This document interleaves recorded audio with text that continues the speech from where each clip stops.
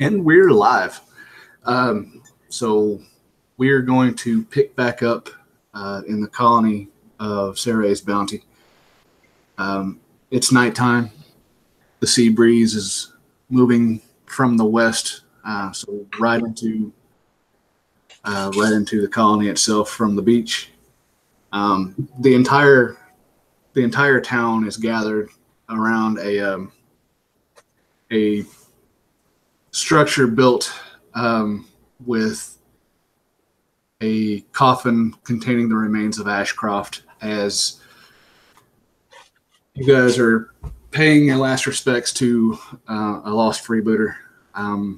Several of the League have joined the colony, and they will see the body back to his wife in Anam Palor upon the next supply ship. Okay. The elven priest is saying rites over the body, standing up on this semi-altar, really built upon the beach. An elf by the name of Curvis. He's a priest of the Lady of Graves. And he is saying a prayer, sending Ashcroft's soul across the river and to the fields and hopefully find peace. Not far from you is the mayor, the now mayor, Ramona. She's moving her way towards you in the crowd. And when she gets to you, she leans in and whispers, "When this is over, we must talk." Very well.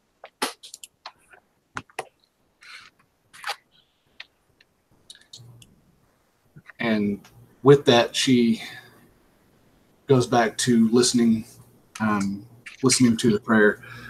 This goes on for another 15, 20 minutes. The prayer breaks out into song at one point, just a dirge of sorts. And with that, the town starts to disperse, going back to their dwellings, both in and outside of the now fortified walls. You look around, and it's starting to look like a proper town around here. It's not really... It's hard to call it a colony anymore.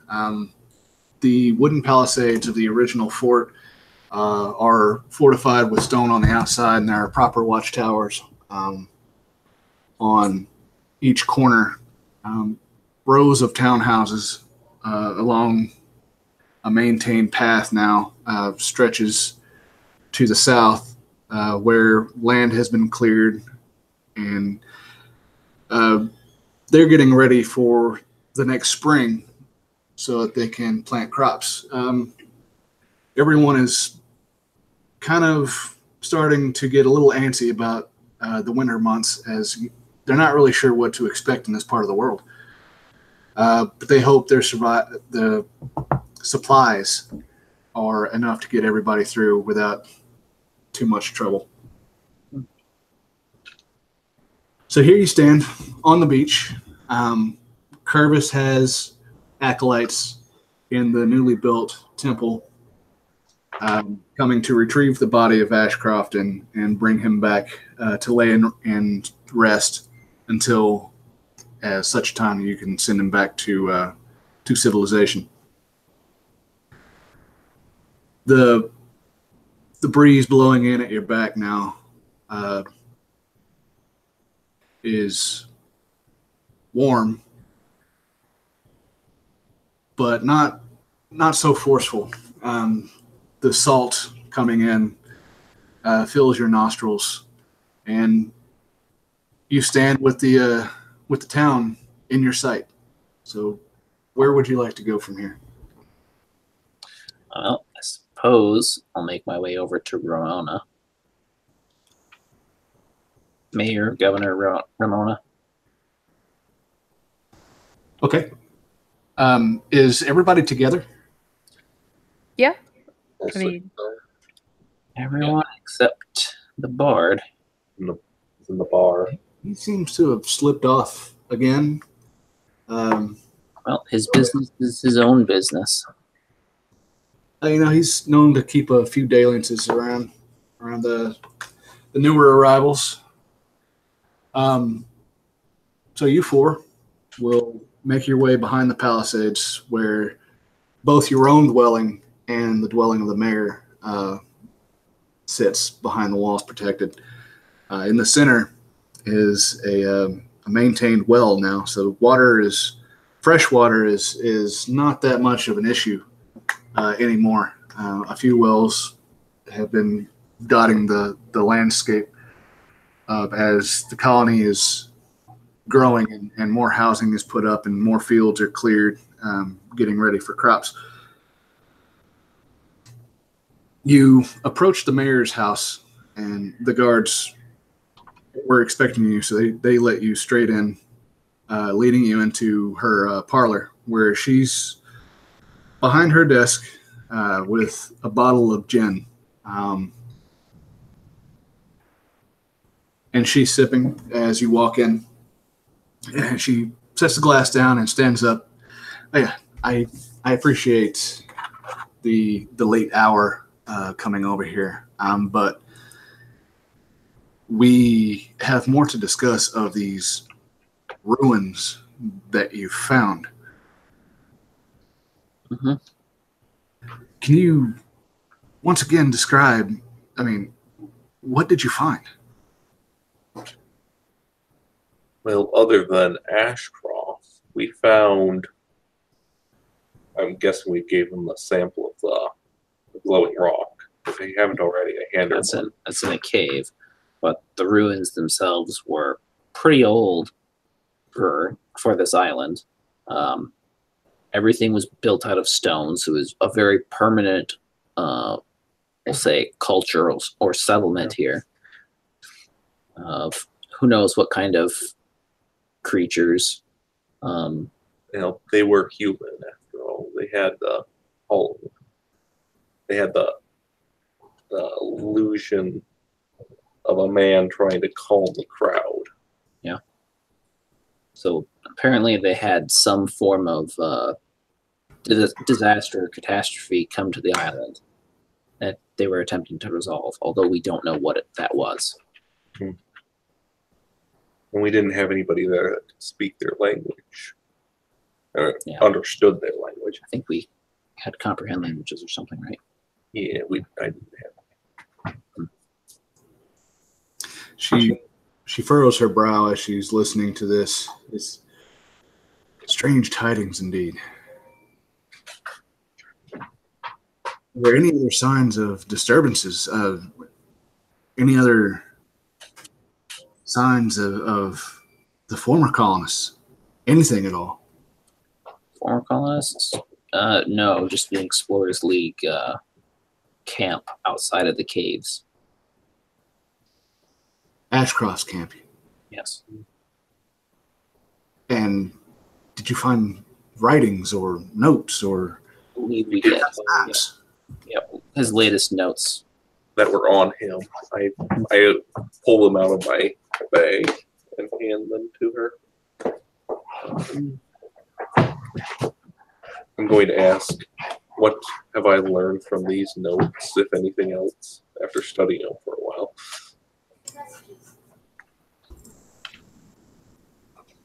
And she takes it. And she flips through the book, lays down the other articles. These will require some studying. We must find out what's going on, or what he was after. Do you think the cause of death was these creatures he faced? These cave creatures? highly probable.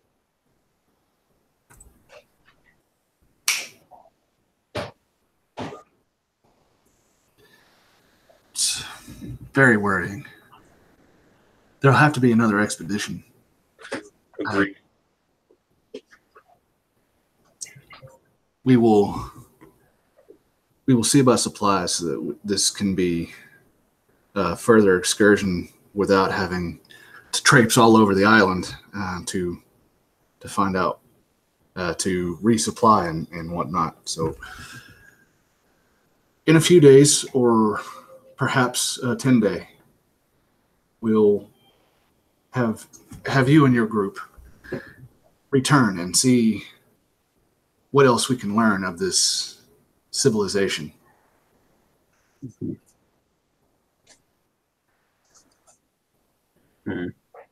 Although the center of the island is dangerous, we've encountered a couple more odd denizens.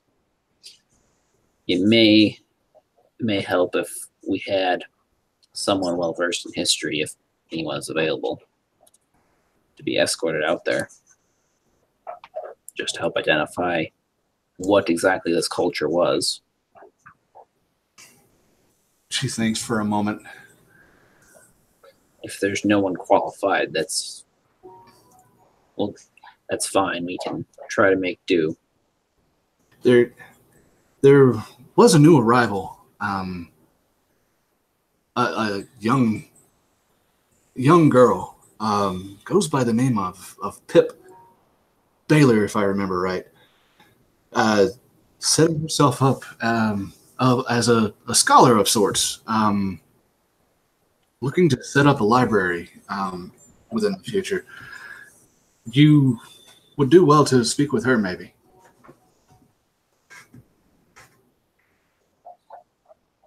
Okay.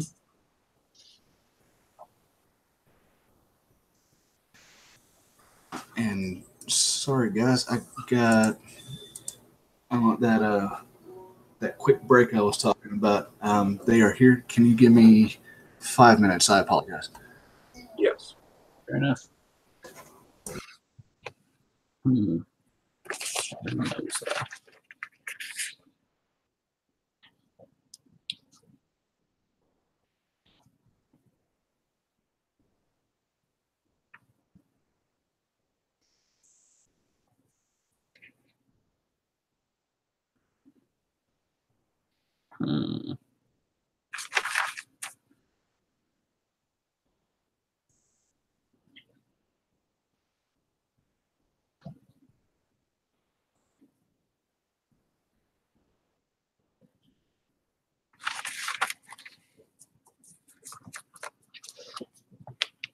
Jack, you can go lay down.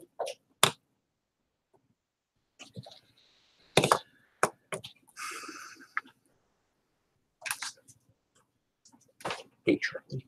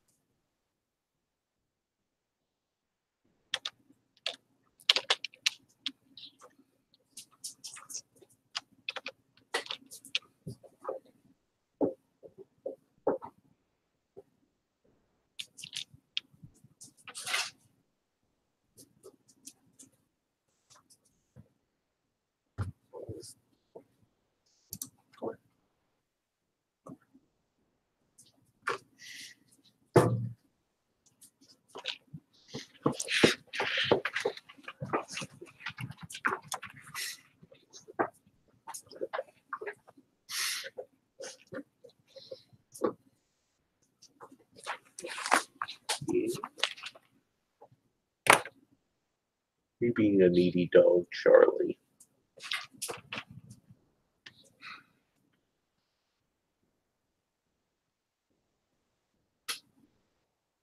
Well, we got some time off.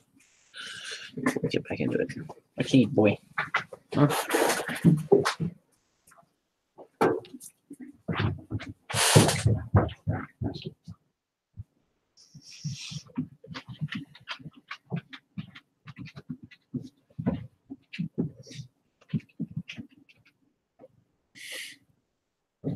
I cast Shatter.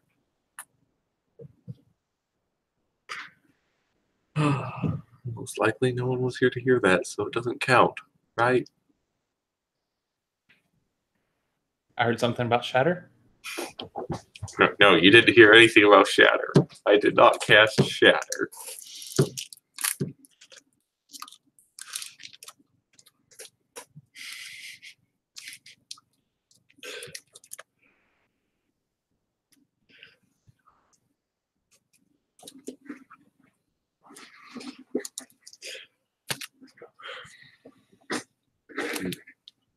Candy.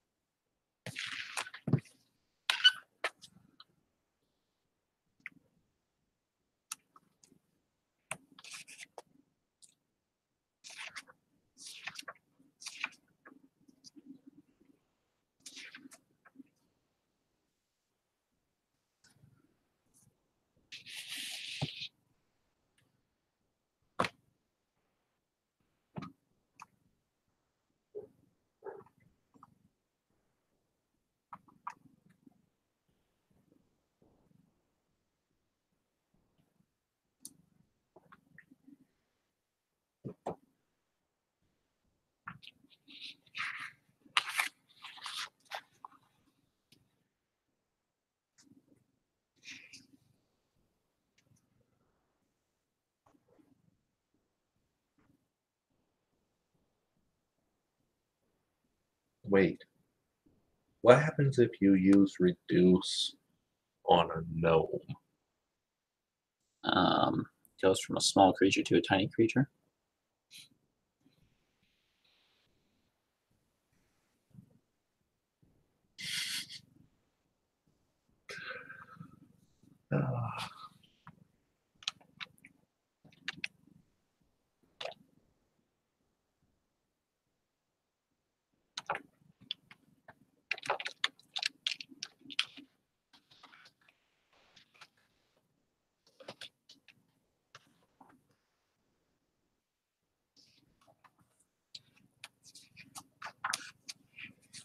Yeah, I want to have a chance to use a large audio. That would, You want a giant Haru? yeah, but it is a concentration spell. That means I have to focus on it.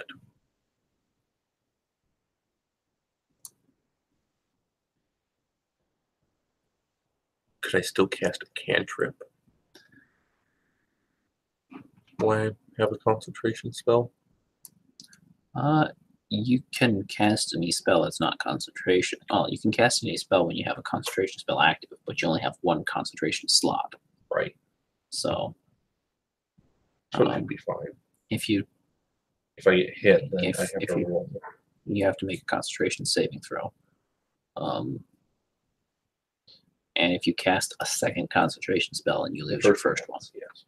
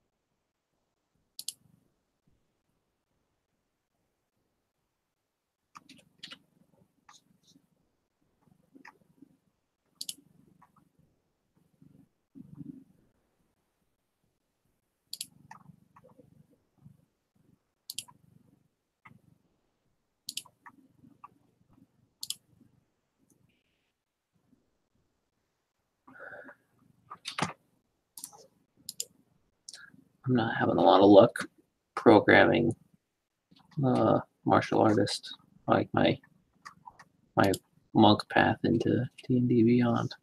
They don't have the option.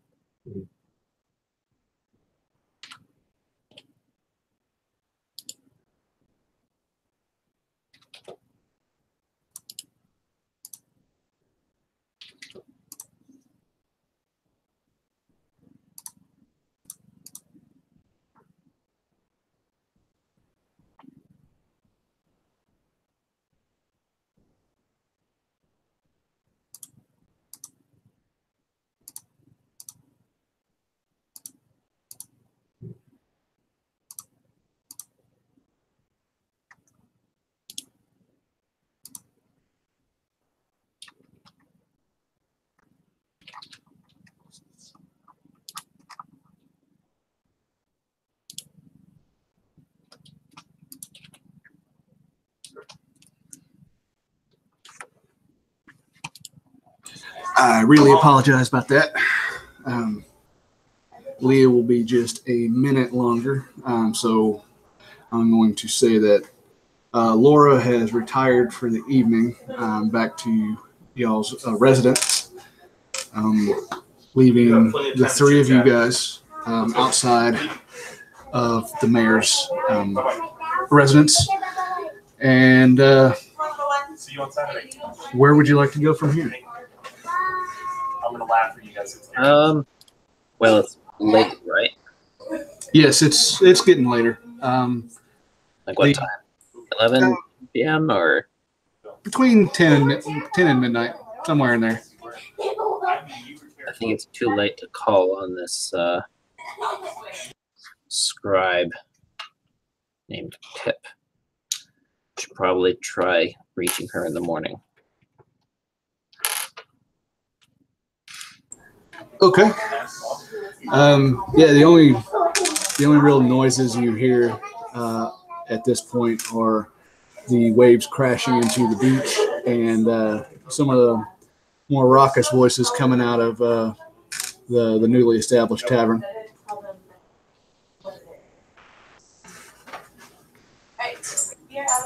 Her is going to bid. You guys. Haru is going to bid good evening to his remaining companions. Go get a quick snack from the mess hall. And then get his workout in for an hour or two. Okay. And Beacon, what about you? He is in silent prayer, contemplating the events and what's going to transpire in the near future. And during this time, he is also reacquiring his spells. I don't know a better way of putting that, but basically, I'm going to be switching out some of my spells. Okay. I mean, yeah, we're technically in the middle of a long rest, so. Right. Are you doing that at home, or are you doing that at the temple? At the temple. Okay. Just to clarify that, the temple has been rededicated to both the Morning Lord and the Lady of Graves. Mm-hmm. So there's inside the temple itself has been a mosaic of a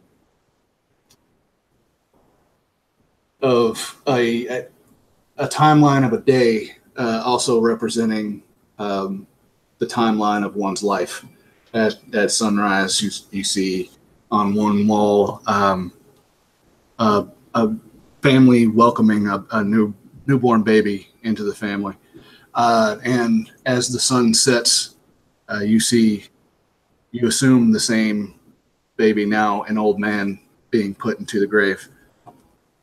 The entire thing is really beautiful and sets up right at the back of the chapel.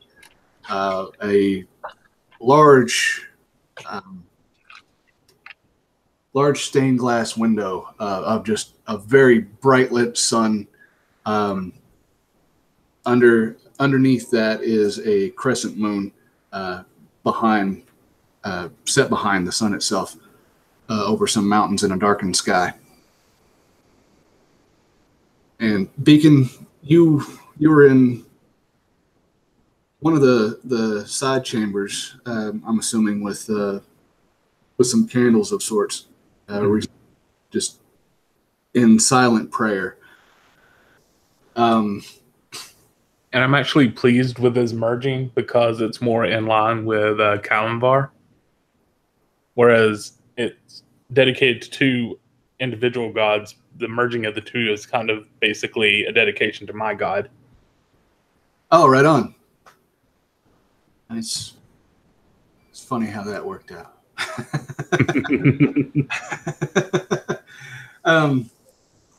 And you find yourself in silent prayer, focusing on the future, and you hear something coming from behind you.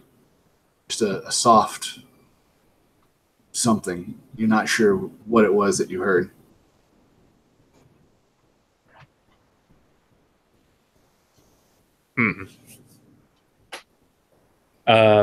So turning around, anything visible, anyone? You swear as you turn around there was a shadow that just moved beyond the pillar that you're in front of.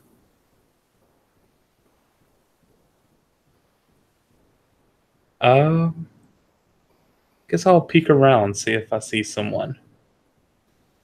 Okay, as you look around the pillar, you see the main chapel room with several rows of pews sitting there facing the stained glass window. You stand there for a minute in total silence. You're not sure if you're just hearing things or if you're just tired. And then a row of candles blows out on the grave side of the chapel itself. Very interesting. There didn't seem to be any kind of a wind.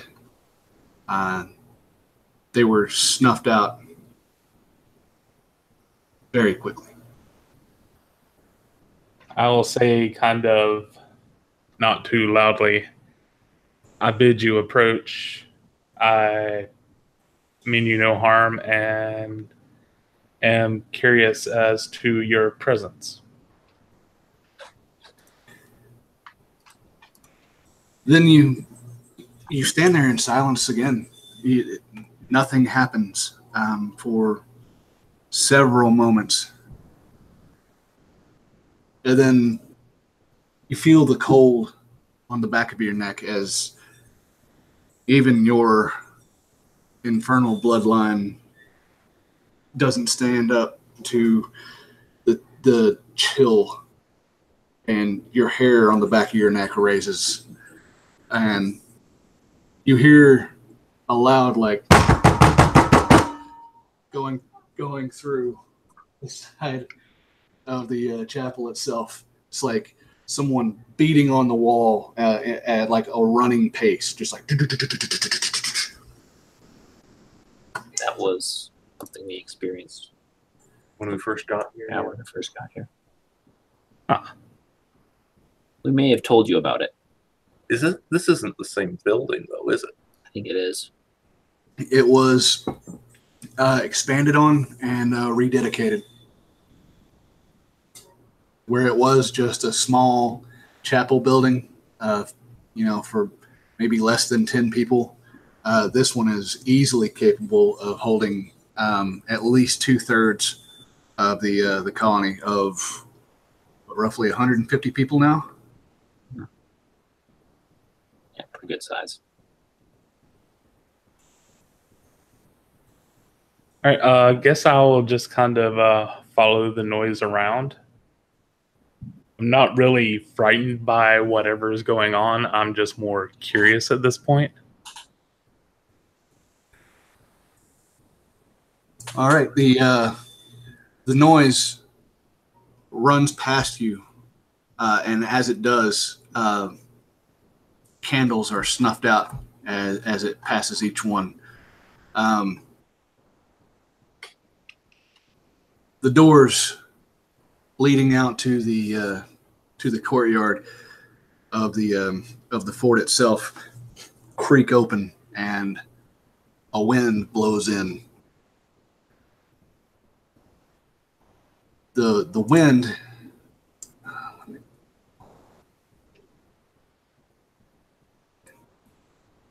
wind blows through, and as it hits you in the face, it's more powerful wind than what you felt outside. It hits you square in the face, and you swear you heard a name.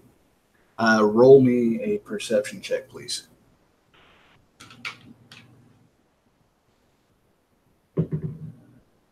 6. 6. Yeah, you swear you heard something, but you could not make it out. It was a low moaning voice. Just. So, are there any candles still lit? No, the entire No. place is dark. Went dark. Okay.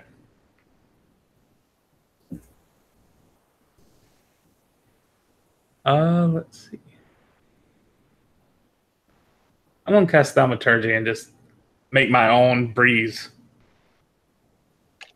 I can do that too.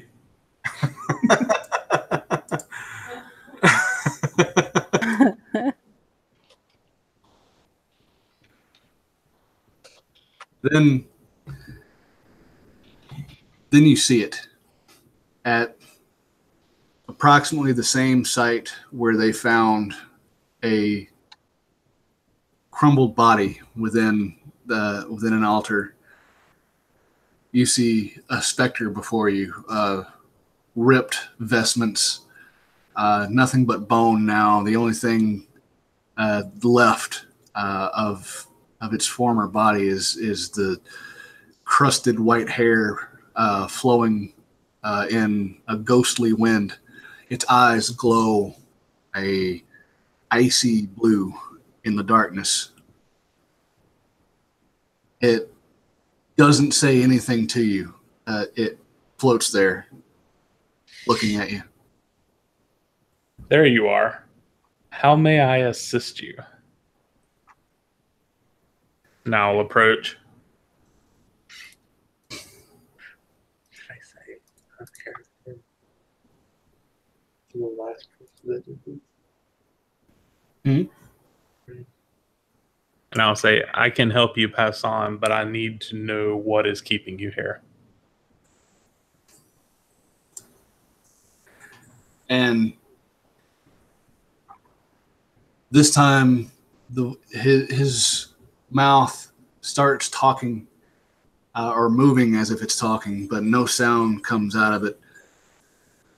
But then, as you try to strain your hearing to lean in closer, have you approached the ghost? Yes. Okay, you've gotten closer. You see the ghostly outline of its bones clearly, and you can see a haunting image of perhaps where his body should be. And his mouth is still moving. And as you strain, his eyes flash that ice blue, and the voice comes through in a loud scream. You hear it loudly. It's just Barclay. Barclay. That name sounds familiar. Person up there. Make an intelligence check.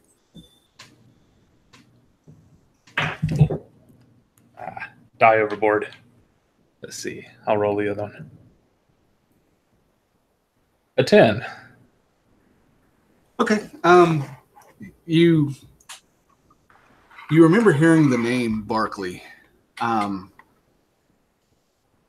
In passing, nobody is. I don't think anybody has really spoken to you directly about it, but you do recognize the name being spoke of as one of the original colonists. You can't really place who it was specifically, like what his importance was, if he was just a colonist or if he was one of the leaders. You're not sure. Mhm. But this specter floats in front of you still, its eyes rolling like a blizzard. The glow of his eyes is holding back a fury. However, this man died. It wasn't by natural causes, and he is very angry about it. And that is the emotion that hits you as you stare into his eyes. And before you know it, the eyes are all that's left. And then they blink out. Leaving you alone in the dark in this chapel. I have much to contemplate and to research. I guess at this point, I will. Well, what time is it? Roughly? It's probably just after midnight at this point. Okay, so probably won't want to bother people at this point. So I guess I'll head back to my quarters and Okay. then figure it out from there in the morning. Okay. Is anyone else up when he walks into the door of the residence? I'll be studying. Laurelyn's awake. Laurelyn is awake. I think it's only been a few minutes since we all split up, right? No, it's been a little over an hour or so. You would have had time to do your workout, and it took a while for Beacon to do his rituals. Haru is just washing up, and he'll be back in a minute or two then. Okay, so Beacon, you walk in.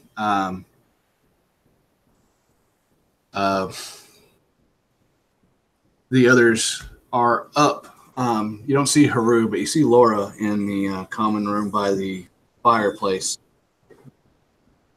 Galvin, are you in a common area, or are you studying in your chambers?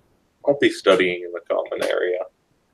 Okay, so you see Galvin with his face in a book, as is customary.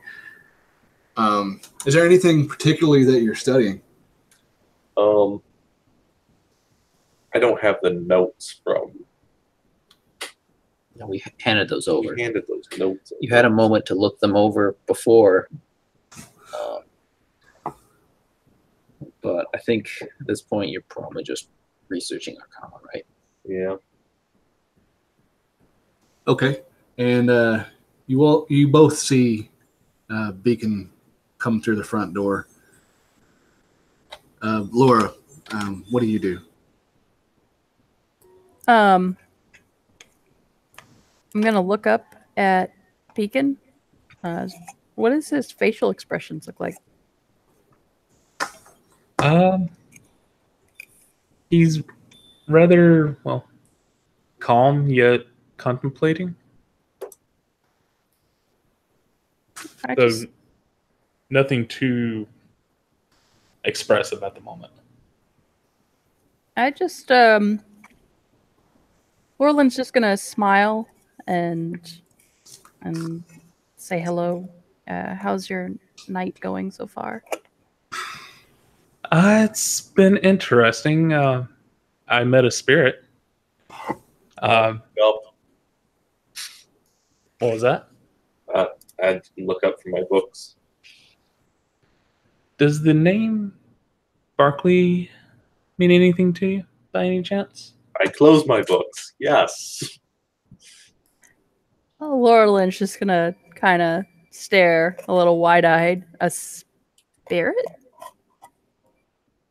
Yes, he is apparently stuck here for some reason and has not passed on to be judged by Kalimbar. And I mean to rectify this.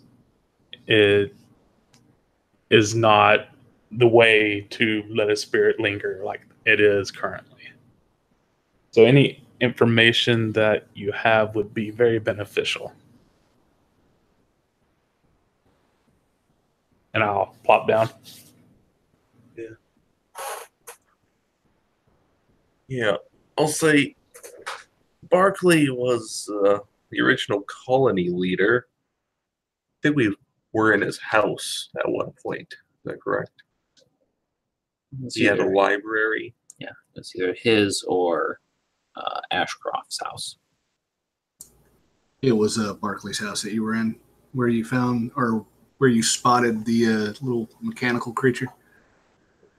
Okay.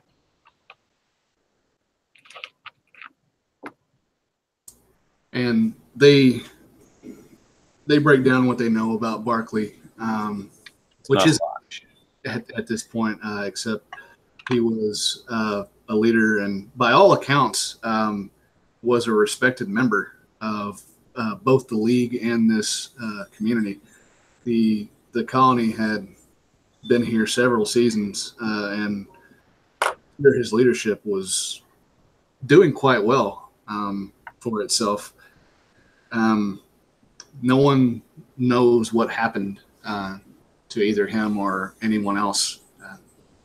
At this point, the only two bodies that have been found at all are the body of this spirit who was Weatherby was his name, if I remember right, and Ashcroft, this last outing that you guys went to. Nobody else has been found. I'm trying to remember. I may have actually assisted with the burial rites of Ashcroft, but I don't think the when I first arrived. I don't know if Barkley was amongst them, but if he was, it has to be something pretty powerful for him not to have moved on. From his appearance, it looked like he did not go naturally. Oh, yeah. He was inside the pulpit. which was defaced.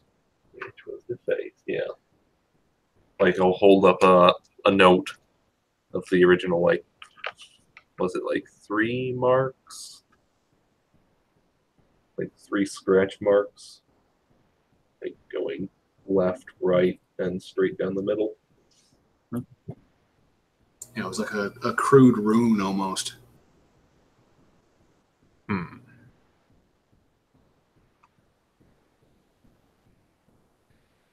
All right.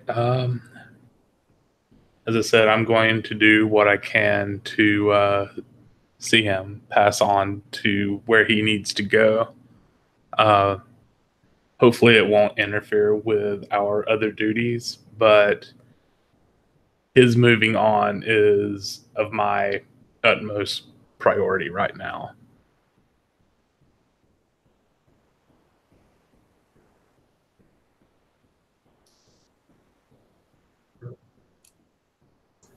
And we should probably go to Barkley's house. Well, the Barkley house was renovated, fixed up, and is now. Is it into the one we currently got? No, it's the mayor's house. You guys had a residence built within the fort itself, with enough room to house the 5 of you comfortably. Kitchen and everything, larder, cellar.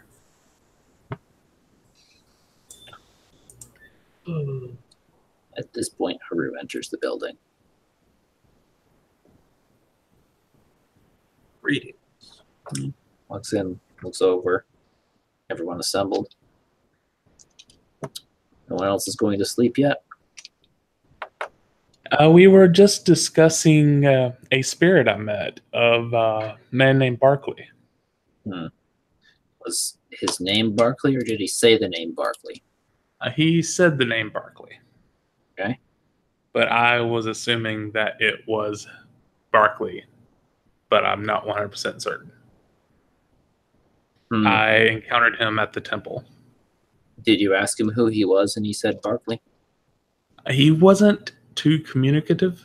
Mhm. That was really the only word that I could get out of him. He like yelled Barkley, Yes. like angrily. Haru will listen to it, and kind of unfamiliar with spirits, but you say it takes something pretty powerful for him to remain here. Haru just kind of shrugs and says, "My opinion, this ghost is probably very angry at Barkley." This is quite possible. I think that's doing a self-religion check here, which is not good. 8. But just thinking about it, he's, from what you've described, I don't expect it to even necessarily remember his own name.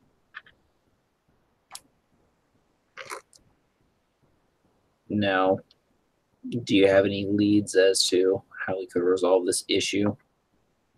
Not at the moment, and unfortunately, with the late hour, can't really ask the other residents. So I was going to wait until first light. Well, I guess sleep on the problem and come up with a way to approach it. Yes, and maybe Kalimvar will speak to me in my dreams and help guide me in this process. He just kind of shrugs. Sounds good to me. Let me know if you need me to punch out a ghost. And he'll walk over to his room. Hopefully it will not come to that.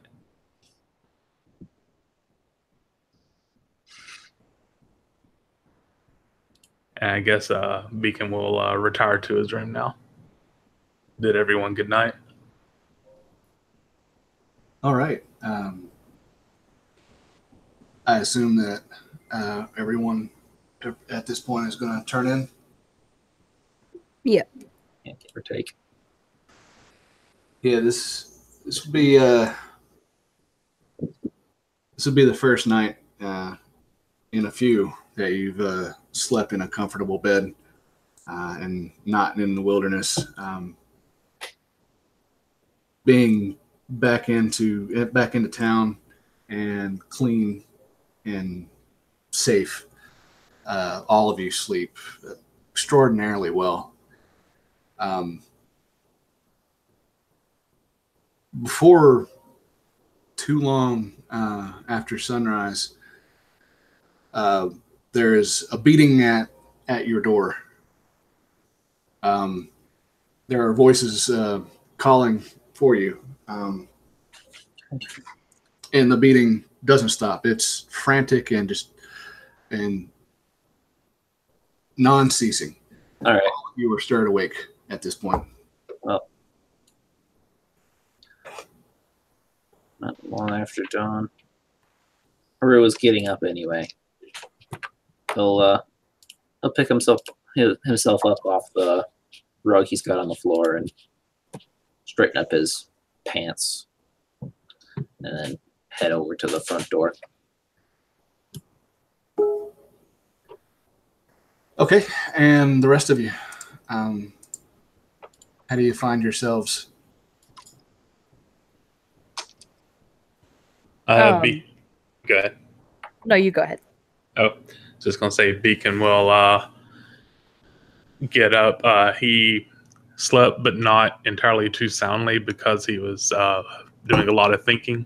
So he gets up and gets decent and heads out into the common room. All right. Galvin and Laura. Oh, Laurelyn will head on out to the common room as well. All right. The party disheveled and awakened from a very nice sleep. All except Haru. He seems as Haru always seems. Oh. When you open the door, one of the guards is there. Ramona's not very far past him, and she sees the door open. She says, "We have a problem. Please come to the beach when you can." Haru's gonna turn back through, kind of see those stumbling into the common room. Says, "Wake up, we're called to action." Okay, all right. What's going on? They haven't said yet. We're going to the beach. Out of character. I cast sleep on myself.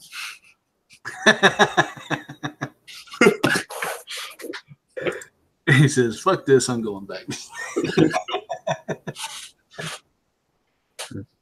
All right, let's keep going. Haru's gonna walk out there. Seems a little bit sluggish. And you all prepare and come out into the sun. It is just peeking over the horizon.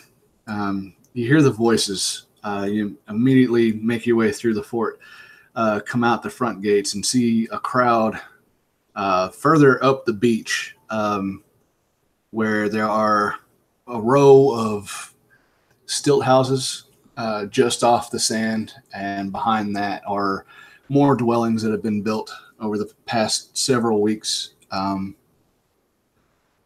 And you see Ramona making her way there. No, Haru's gonna follow.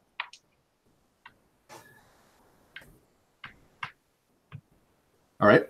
As you approach, you push your way through the crowd, and it's there that you see it. Nobody's crossing this line. They're being held back by several of the guards who form kind of a line in front of Ramona, who is looking down at the sand. You see it as well. In the sand, coming from the grass to the water itself, is probably about 15 feet wide of humanoid footprints in a large crowd.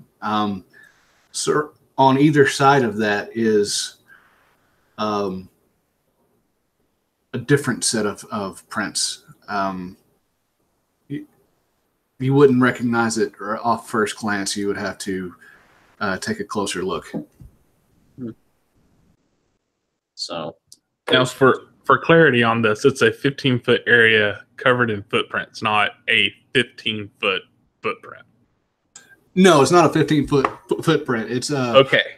It's like a column of footprints that are about 15 feet wide, going from the grass straight into the ocean.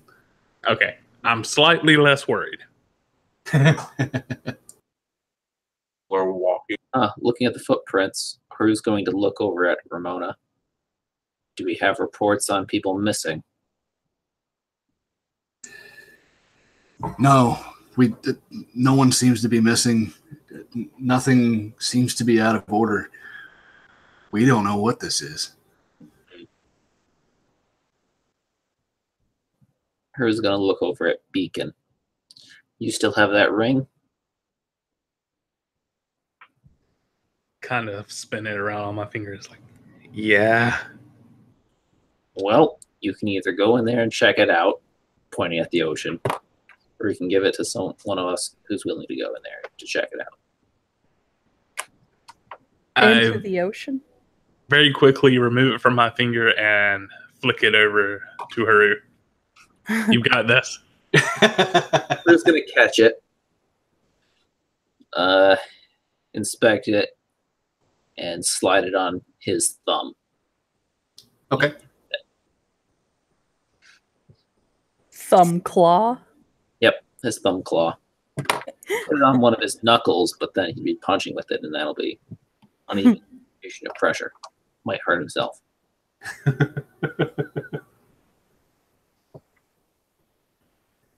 Is this in front of an ocean? Mhm. Okay.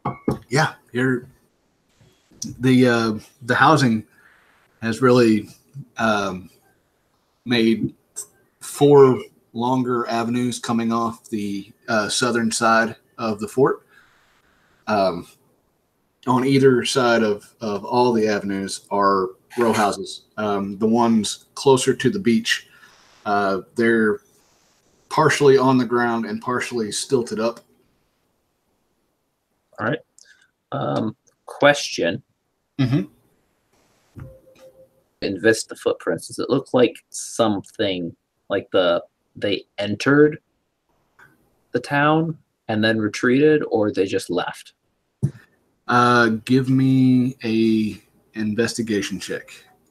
All right.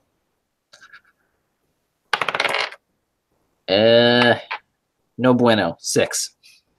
Okay, yeah, it's just a mangled mess of footprints. You really can't tell what direction those are going in. One thing that does stand out, though, is the ones on the outside. They appear to be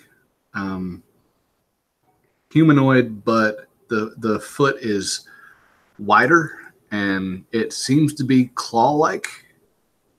And it's going in one direction, only from the town back into the ocean. Mm-hmm. Like they're shepherding. Should I do the investigation? You wanted to give it a shot, Okay. Mr. Trained in Investigation. I was hoping it'd be survival. I got 15 plus 5. That would be 20. Dirty 20. A dirty 20. Okay, Galvin, you are more sharp-eyed on this type of thing, and you can see that the center, the 15-foot wide, are all humanoid in shape, and they are going in both directions, in and out of the ocean. Although you can't really see at what point was what, like what started it. Did they come out of the ocean and then go back, or did they go into the ocean and then come back? You're not sure.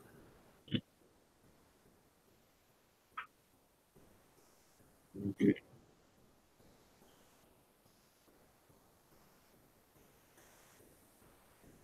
then after the column of footprints go up to the grass, we can't track them very easily.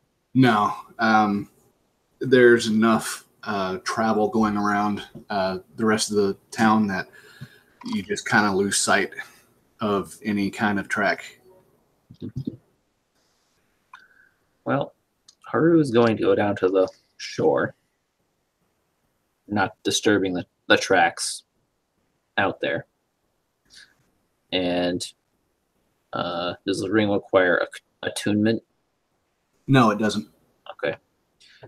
He's just going to wade out into the water and then dive down and take a quick swim out and look. Okay. You dive underwater. You open your reptilian eyes, and you can see surprisingly well under the water, and your body whips back and forth, and you jet through the water like you were born in it. As you swim around, you see the beach itself. It lumbers off softly into the distance. How far do you want to go out?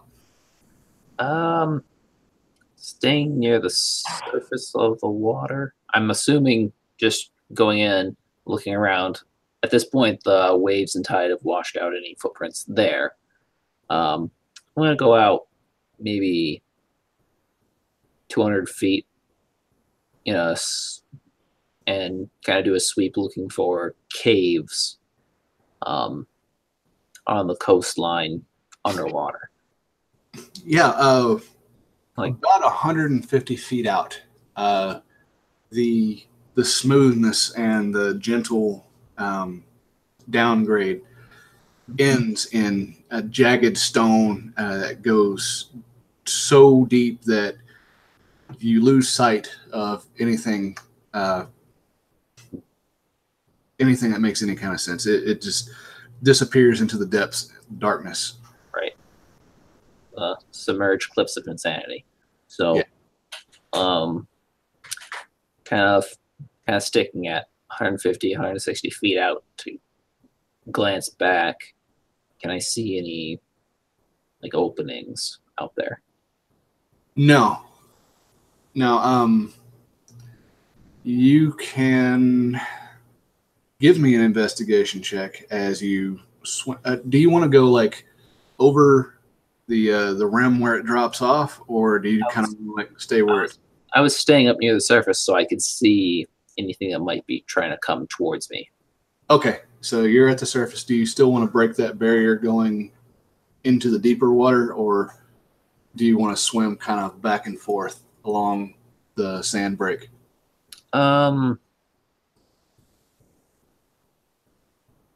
I was kind of sticking close to the border of the deeper water.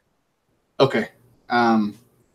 You don't really see much. Give me an investigation check first off. Okay. Natural 1. Are you serious? Yep.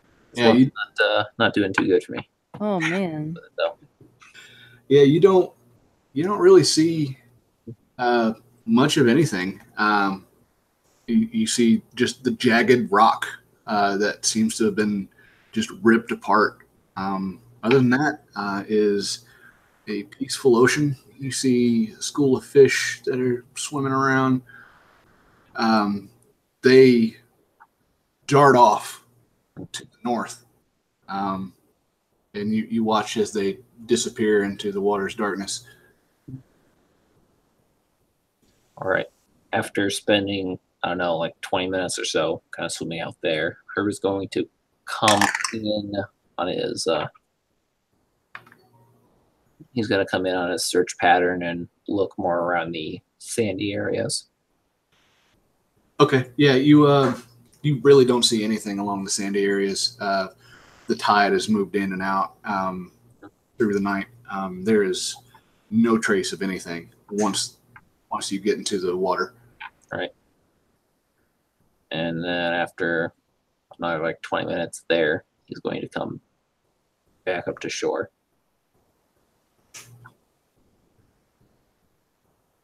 You guys are all impressed as Haru breaks the water for the first time in over a half hour. Haru, I don't think you realized at the time that you were breathing the water with the ring on. Not really. Being focused as you were, but especially Galvin, you're just like flabbergasted and did not realize that Dragonborn could breathe underwater.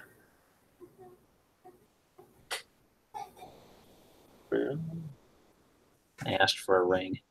They can breathe underwater? No. What? The ring. It's the ring. Oh. Not only does it keep my swim speed at maximum, like without halving at it, it lets me breathe underwater. So you're like Godzilla right now in the water. Almost, yeah. I just have to do enlarge.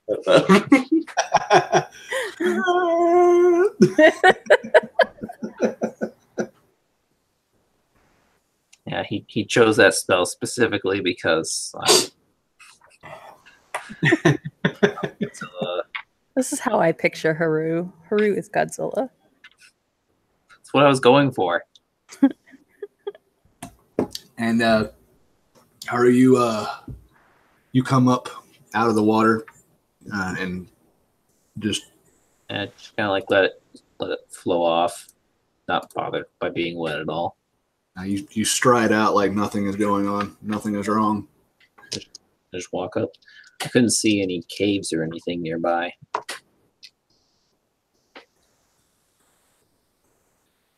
That's pretty curious.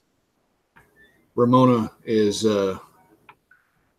close by at this point. You guys are a little further away from the gathered townsfolk who were looking on, worried. Ramona looks worried, and she approaches you, Haru, and says, "Well, what did you see?" We have a shelf of rock going out about 100 feet, and then it drops down into the abyss. Just cursory look. I didn't get too close to it in case whatever may have pulled our villagers out of town and returned them, or caused these footprints was nearby. I didn't want to be cut out there alone. And she mutters under her breath, like looking towards the sea. What in the nine hells?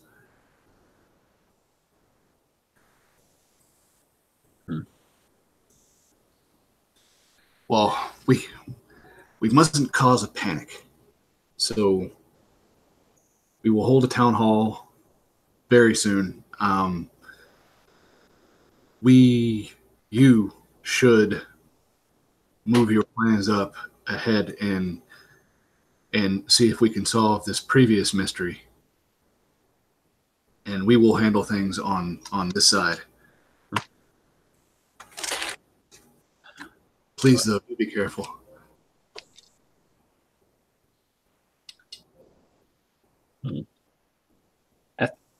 Most of the houses in the settlement have locks on their doors, right? No, not really. All right.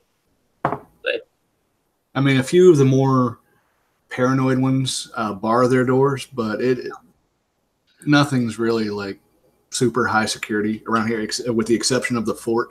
The fort gates do close and secure.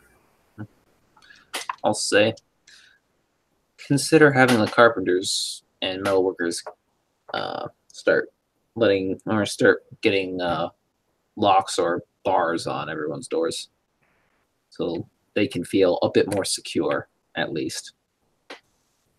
For now, no one is missing. I don't want to ignore this issue, but there's no damage done at the moment. I pray that you are right. And with that, she turns around and starts barking orders at the townsfolk to disperse, that they have everything under control. And you can hear over the crowd as they're trying to protest, she's arguing that this is exactly what you five are here for. And between your group and the guards, we'll have everything secured. There's nothing to worry about. Blah, blah, blah, blah. Within a few minutes, the crowd does disperse and goes about their day again. You can see to the south that Carolby has set his young ranch up. He's got his fence line around where he hopes to raise several head of cattle, both equestrian and bovine. Beyond that, the woods pick up, and to the north, the farmland is tilled, and further north of that is where the quarry would be. Okay. Who's going to gather up our adventuring crew? Say, I didn't see anything out there, but I didn't get too deep into the water. as a precaution.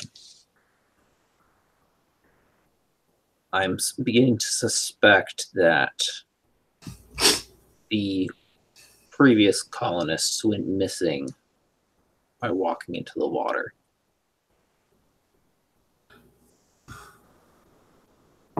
This is our first clue as to what would make people disappear.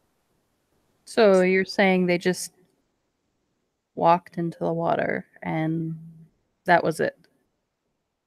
Potentially. Right now, our current colonists, if any did leave, they've returned. It could be a trick of some kind. But I'd like to verify that it's nothing before we assume it's nothing. Fortunately, I didn't see much out there. I think first order of business is breakfast. And then after that, we can decide if we want to investigate this scare here on the beach or go back into the caves.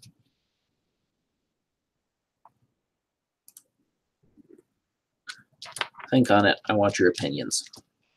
And then Haru's going to walk back to their kitchen and cook up some waffles. Yeah. Walk and talk, I guess.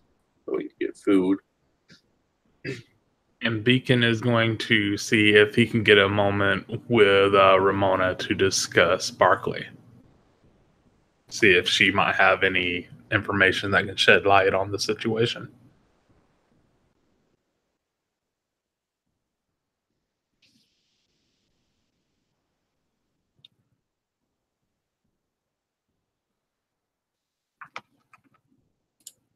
All right, I muted myself. You find her, Beacon, within the fort itself. She is beelining around to each guard post, speaking to each of the guards, relaying orders and responding with, keeping an extra eye out on anything. Nobody has seemed to have seen anything last night, and this worries her. She sees you approach and waves off a couple of the guards before you get there. All right, I'll approach and say, pardon the interruption, but I didn't want to mention this out on the beach. Had a little bit of a situation last night. I encountered a spirit at the temple. And the only thing I could get from it is the name Barkley. She responds with, "Yes, we've encountered this spirit before. He goes quiet for a time, and then he's quite the nuisance to the priests, but not much else." You said Barkley. Yes. That was the former mayor of this colony, one of the many missing. Is that all it said? That was all that I could understand. I don't know if this is the spirit of Barkley or if Barkley was responsible for its current state. But it is my mission right now to see the spirit pass on. Of course. From Curvis, we've gathered that the spirit is perhaps the spirit of one of the former priests, Silas Weatherby. Your companions found his body. He was laid to rest.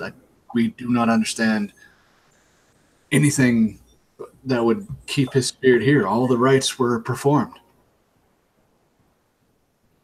I suspect some foul play of the worst sort, and he has become vengeful. You suspect Barkley? Right now, I don't know what to really think about it. I'm just trying to get all the information that I can and hopefully continue communication with the spirit so that I can figure out how to best help it. And she looks over your shoulder and sees more of the guards approaching. And she says, well, I will leave this in your most capable hands. Do let me know what you find. And with that, she pushes past you and approaches the two guards that are coming up and begins conversation with them. I'll gently bow and make my way back to our housing to join in with the breakfast. Okay. We will jump over there to them. You guys are in the newly established tavern. Laura, what is this establishment called? What is the establishment called? Yeah, the tavern. The tavern name. I have no idea. No, you're supposed to make it up. You sure do know. Oh. The Leaky Boob. That's what came to my mind.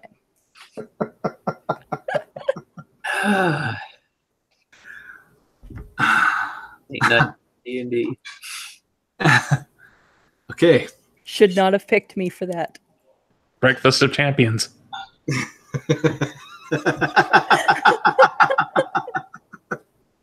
You're not wrong, sir. Hey, it's a really good name. It's a female-owned establishment. Well, okay. So, who is the female that owns this place? Who is she? What is she? Where does she come from?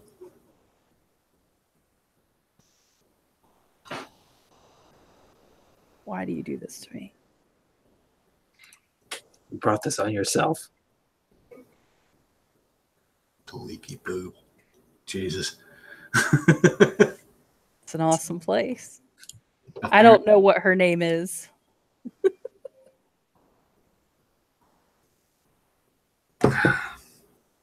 All right, so Sam, who owns this place? Who owns? Who owns the Leaky Boob? And what does she hope to accomplish with such an outrageous name? Why do you want to make this into some kind of brothel? You want to make this canon? No, there's It's gonna be a brothel with that kind of name. Yeah, it's definitely going to be a brothel. Oh, just wait until Freeport hears about this. Everyone's gonna go there.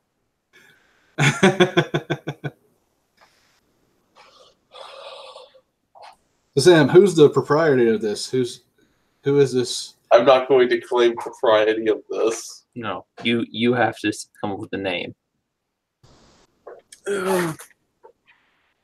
There's no names in there that'll help you. That's the notebook of.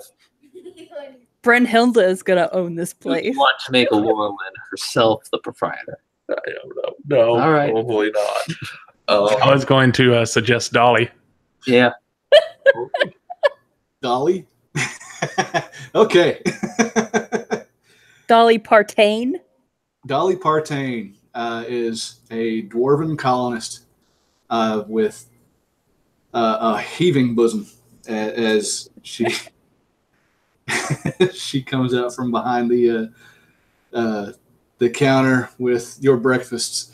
The three of you are at a table. Actually, Peru is cooking his waffles in his own house because we have a kitchen. You said kitchen. Yeah, you do. So that's where her is. Well, you have fun with your waffles. We're the Leaky Boob. Why? And of course, I will order a tall glass of milk.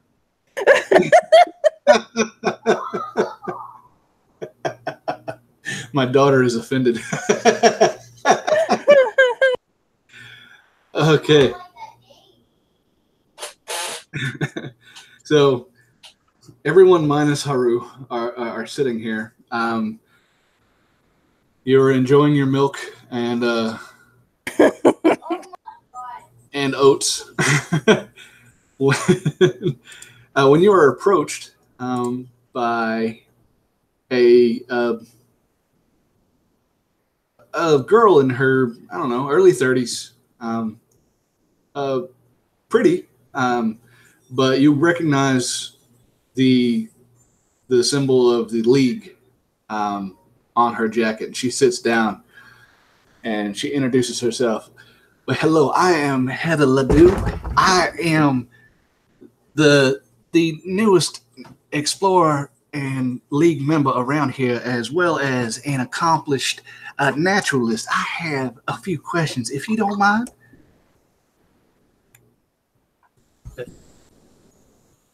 I don't mind.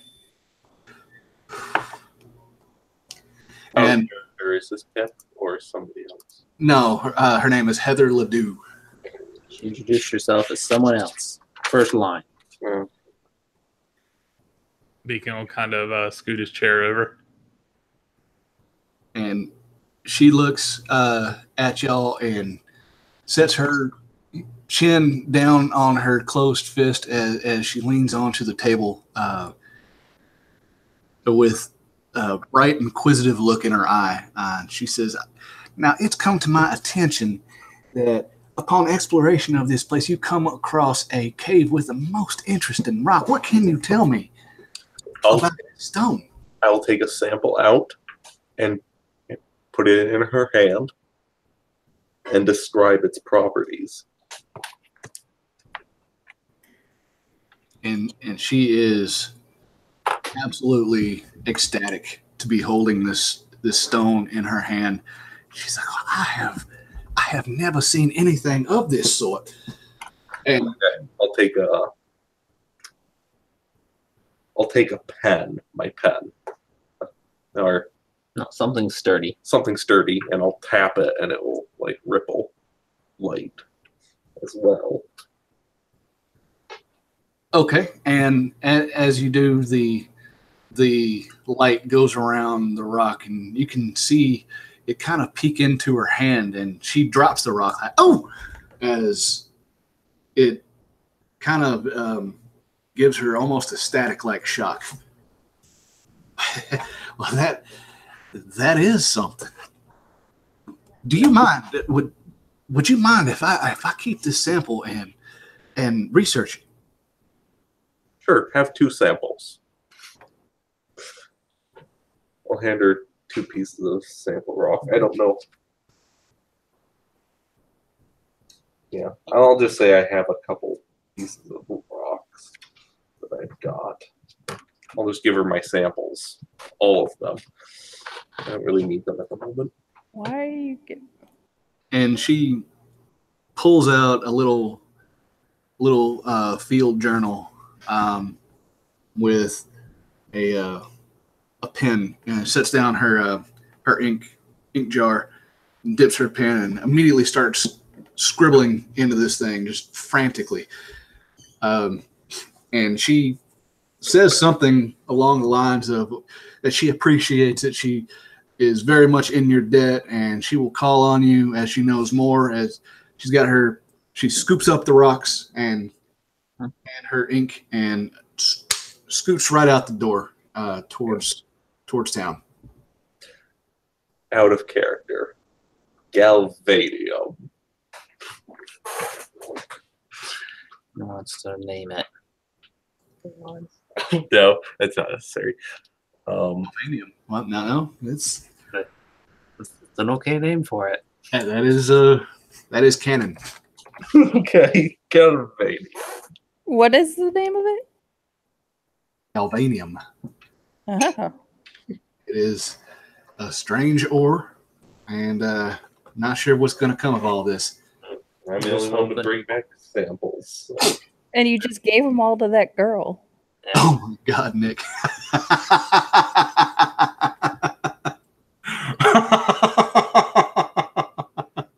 You're welcome.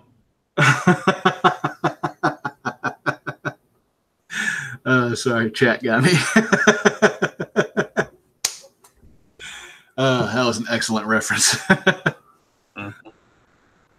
Shit. Okay, so yeah, Miss Ledoux heads out and leaves you three at the table to your breakfast. What do you do from here? Gonna eat my breakfast. All right. You see, We got to go find Pip if we're going to go to the cave. I asked about Pip for inspecting the ruins, but If we're going to go out to the ocean, we need Probably more just do- rings. need more rings. Laurelyn will be fine on herself. Everyone else is gonna have to take a rowboat or something. Yeah, we take a rowboat. I don't have water breathing. Would I have taken? I think so, yeah. Only I thought.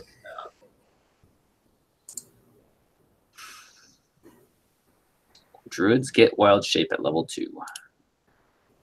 really? Yep. Okay.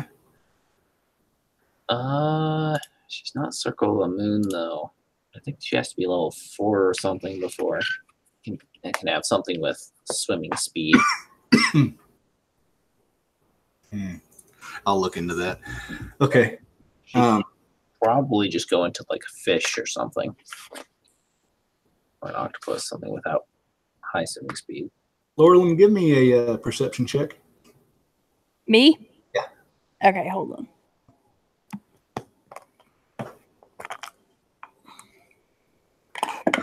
No, I can't do Woo! water breathing. I got a 19. All right. Within the crowd, you peek over some shoulders and see your companion Lyle come out of her room, pants missing, his shirt covering his dangly bits, one boot on, and makes his way to the bar, slumps over, orders a drink, and no sooner than the bartender gives him the drink that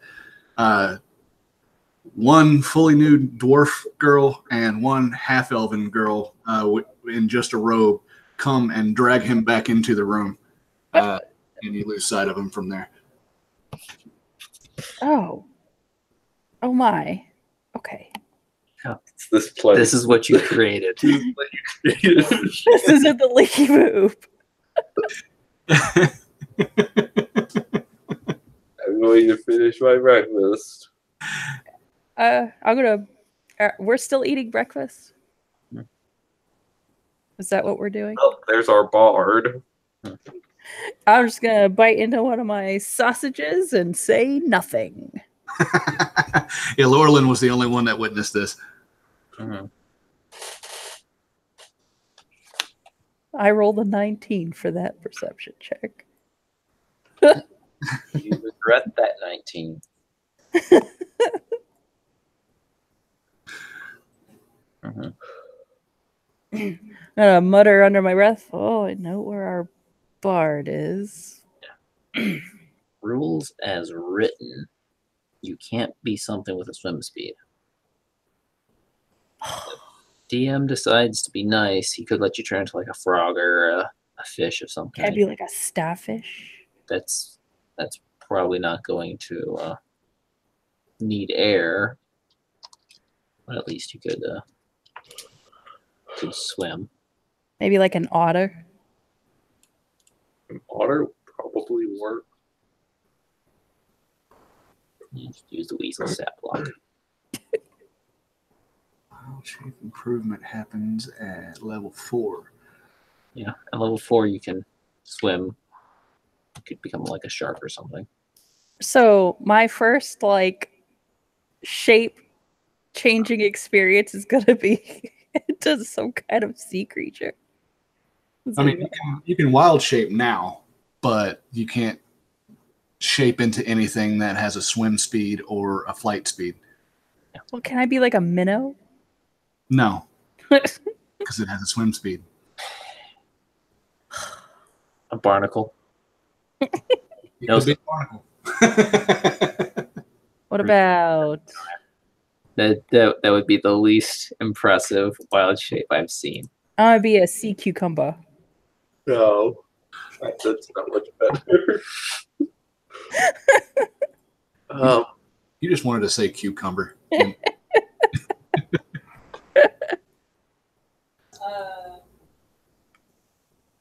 don't know. Can I be a turtle? No, turtles have swim speed. Maybe a sponge. A sponge. You could be like a land creature at level 2, like a wolf or a pig or, whatever. Just say otter. Yeah, I'm gonna be an otter. A sea otter. A sea otter. All right. So that discussion has reached its conclusion. So breakfast being wrapped up, where would you guys like to go from here? Out of the brothel. I guess if we're gonna go into the ocean, we gotta find a rowboat to get out to the drop off. I'm gonna need to find someone to give me like water breathing. Huh? Like temporary water breathing. He just wants to brave the depths. Okay. If we're going to do that. Pro tip: don't bring your spellbook with you. Yeah. Yeah. Probably wouldn't be a good idea. I mean, I'm not gonna force you to leave it behind, but Would probably prestidigitation, or how we pronounce it, keep everything dry? Just give it a little. No, I think that would reach past the usefulness of that particular spell. Just do a lot of concentration. Yeah. No. What? Just like dip it in water and then freeze it solid? still you wouldn't be able to Use it. you wouldn't be able to remove it from you wouldn't be able to open it up and read it. Yep. I'm going to put all my paper stuff in my room, lock the door, because like keep it safe. Mundanely or magically? I don't have any magic for that. You don't have lock No, or alarm. I've got useful abilities. Those are useful. Didn't you have a particular spell from a spell book that you found? Oh, that one. I never put it down. It was a bind, or in that book I found in Barclay's residence. Yeah, it was like a rune of like sealing, or yeah. That's. I don't think there's an actual spell for it, but I could probably create one. That would be nice. Yeah, I'll work on that for next session. But if you want to use that to magically lock your door, cool. Sure, I'll try that. Ritual cast draw the rune. Yeah, it takes like 5 minutes. You draw the rune in the air in front of the door, and as it ignites in your arcane power, it imprints itself onto your door, almost like burns itself in, and you will notice the arcane energy disperses and makes each little crack along the edge of the door glow for half a second, and then it's gone. Right. Nobody outside of a magic user of some ability would be able to open that door no matter what. Except me, of course. If you, Can I open it without dispelling it? yes. So I can just open my door and close it and Yes. Door to your room. door to my room. I want to specify that, not the door to our house. Yes. Galvin says, "It's my house now."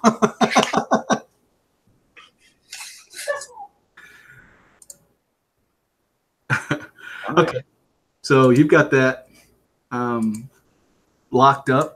The rest of you, where are we going? Well, we all meet up.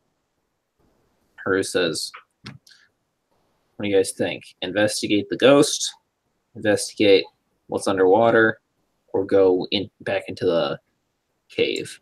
We need a quick decision. I want Let's everyone. go in the water. Let's try the water. Water? Not really feeling the cave. Very well. Haru kind of glances over at Beacon. I assume you want to handle the ghost. Indeed. But maybe these things are connected in some way. Well, let's see what we can cover in the ocean. So we're going to go back to the shore, about where the footprints went into the water. Do they have what's it called?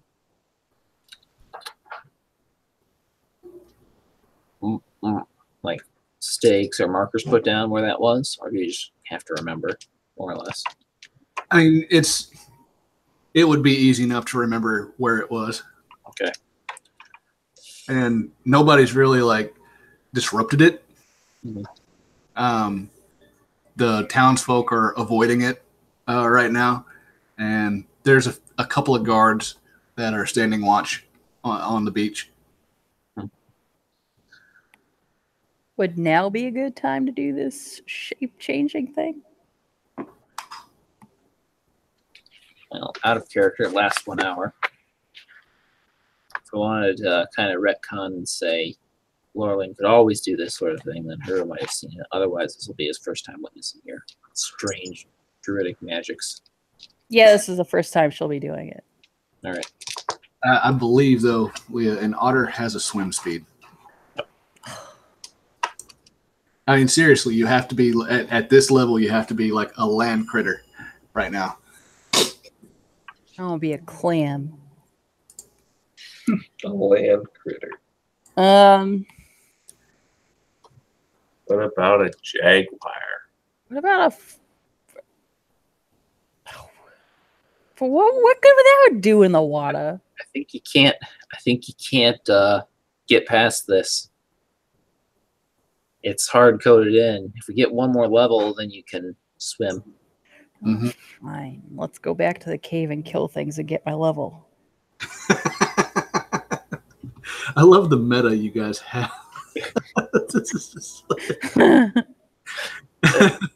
We could probably still go to the water. Yeah, you just won't be specialized for it. Can I be a penguin? Swim. No. But they live on the land. They have a swim speed. Unless Have you seen a penguin? unless Jason wants to just give it to you and let you have some I think you could give this to me. No, you're too close to level 4. What about a snake? Oh yeah, they can swim. I'm gonna be a snake. A snaky snake.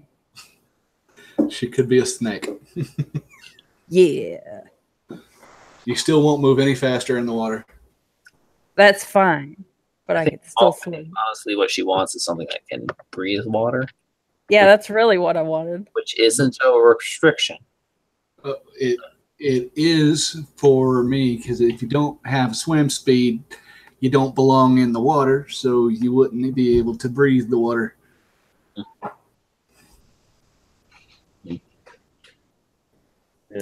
Well, Well, I'm gonna look up some information on snakes underwater. Excuse me for one moment. find something that can hold its breath for a long time. All right. Well, you're leaving your paper stuff behind. I guess Beacon's prepared to go underwater too. Haru's just gonna wait out there. Dive down. Yes, someone's gonna grab a boat. Yep. I'll grab a rowboat and take it to the edge of the drop off, and then put like an anchor down there, like All right. at the sand before the drop off. It probably goes down at least 60 feet. Yeah. I know what kind of snake I'm gonna be. You say coral reef? No, I'm gonna be a water moccasin.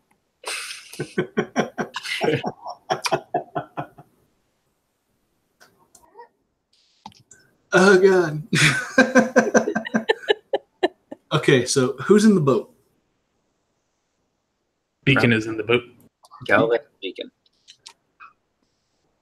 Beacon, are like, what are you wearing? Are you like in your full chain, or are you like prepared for like swimming and whatnot? So just wearing some clothes. That goes for all of y'all. Yeah. Her is a suit of armor. Yo, I mean, yeah. You, I have shorts on. And a Galvin's there with his robe and shorts. shirt and shorts. Like This is a good question. Yeah, sailor stuff. Trousers and a cotton shirt. That's all you really need right now. Of course, you normally have scale armor. you're gonna want to leave it behind, man. That's I right. guess Beacon's going basic. You can bring your shield and whatever weapon you want. Just make sure you keep it well oiled after this.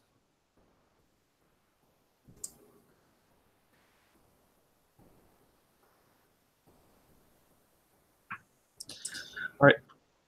So Haru is going to this time follow the.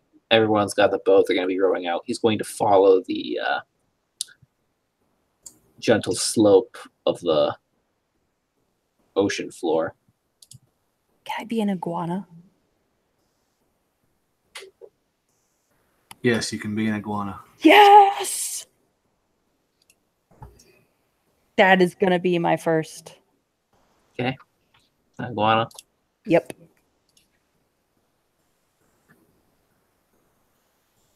So how do I do it? I'm using my action to use wild shape.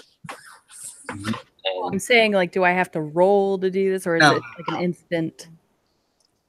no roll, it's a druid thing. As long as you know the animal that you're turning into, then you can do it. Oh, and it's got to be like an appropriate challenge rating. And swimming / flying speed. All right. I'm gonna shape change to an iguana. All right, so you all see Laurelyn as her body starts to contort and shrink and take on reptilian features. Pretty soon, she shrinks down and falls into her clothes as the clothing just falls in a lump inside the boat. It's whipping back and forth as this iguana pokes its head up out of one of the sleeve holes and looks at Haru and goes, "Mah."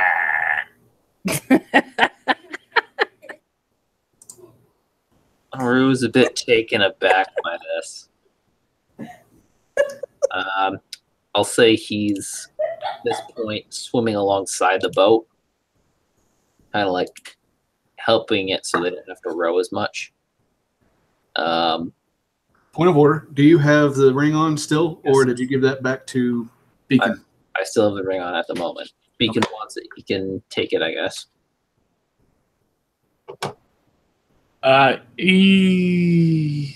Good at the moment, I guess. All right. Jump into the water. 'Cause, yeah. All right. This iguana is being whipped in the face with the ocean waves. Haru is helping push the boat along. You guys It doesn't take long to get to where the drop off is. Haru, you make sure of this, bud. Dipping your head underwater ever so often until you find a place. Once you arrive, Beacon, you would throw the anchor over, and it settles into the sand, kind of sinks in a little bit. Boat is fairly secure at this point.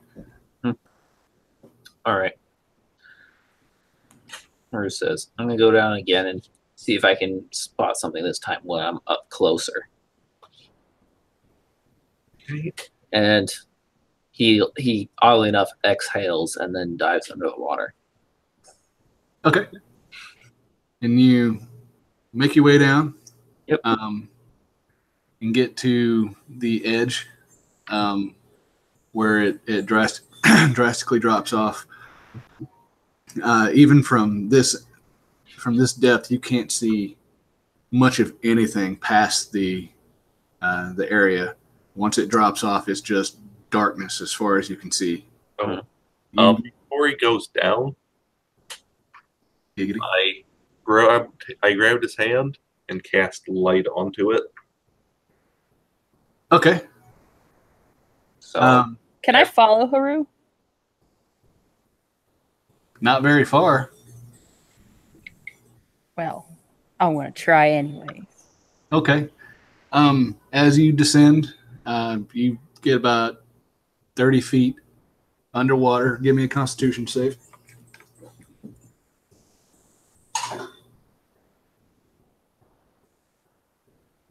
I rolled a 13. You rolled a 13. Okay, so you can feel your lungs starting to fight back with the urge to breathe, but you can go a little further. I'll go back and get some air. Okay. The iguana turns back up.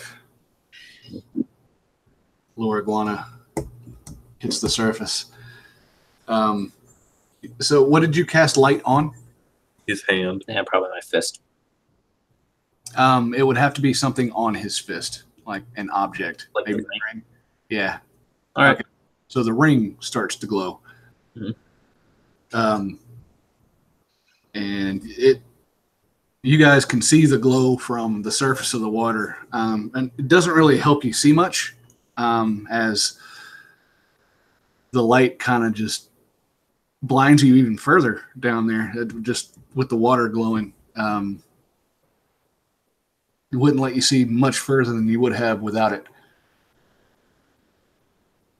But your bait now. Yeah, that's what I was thinking. So I'm going to not pace. I'm going to swim around the area close to the edge and like going down deeper. Okay. And look for any kind of cavern entrance. So you can also come up if that doesn't work. I can drop something. Mhm. Come up with a rock or something. Drop it with light. As you break the barrier and go down below the initial drop off, as soon as you put your hand or your claw on the surface of the rock, you're kind of like pulling yourself down, looking for a cavern. At the second that you touch the surface, you get a millisecond of a flash of a bright light and screams. Okay. And I assume I like reflexively let go. Would you? Yeah. Okay. I was gonna stare at the rock, take a hand, like glance around to make sure there's no ocean predators like sharks or large squids or octopuses around, and then take his hand and hold it there. Yeah, it's the same. It's just a very fast, just image of uh, a group of people looking above and screaming in terror, and then it's gone.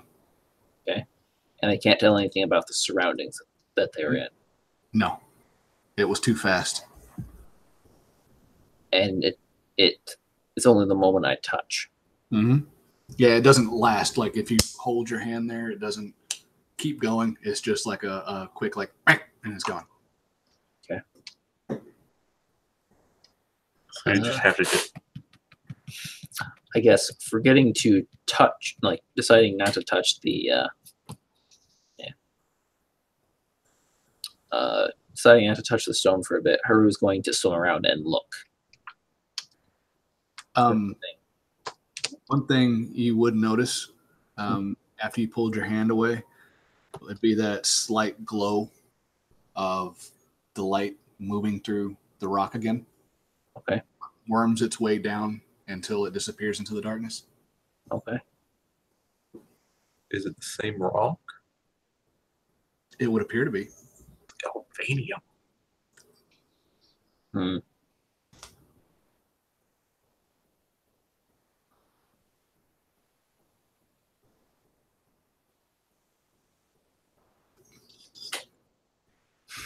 So you can do a quick or What Galvin was saying, out of character, what Sam was saying up at the top was, I just take my fingers and just drum it along.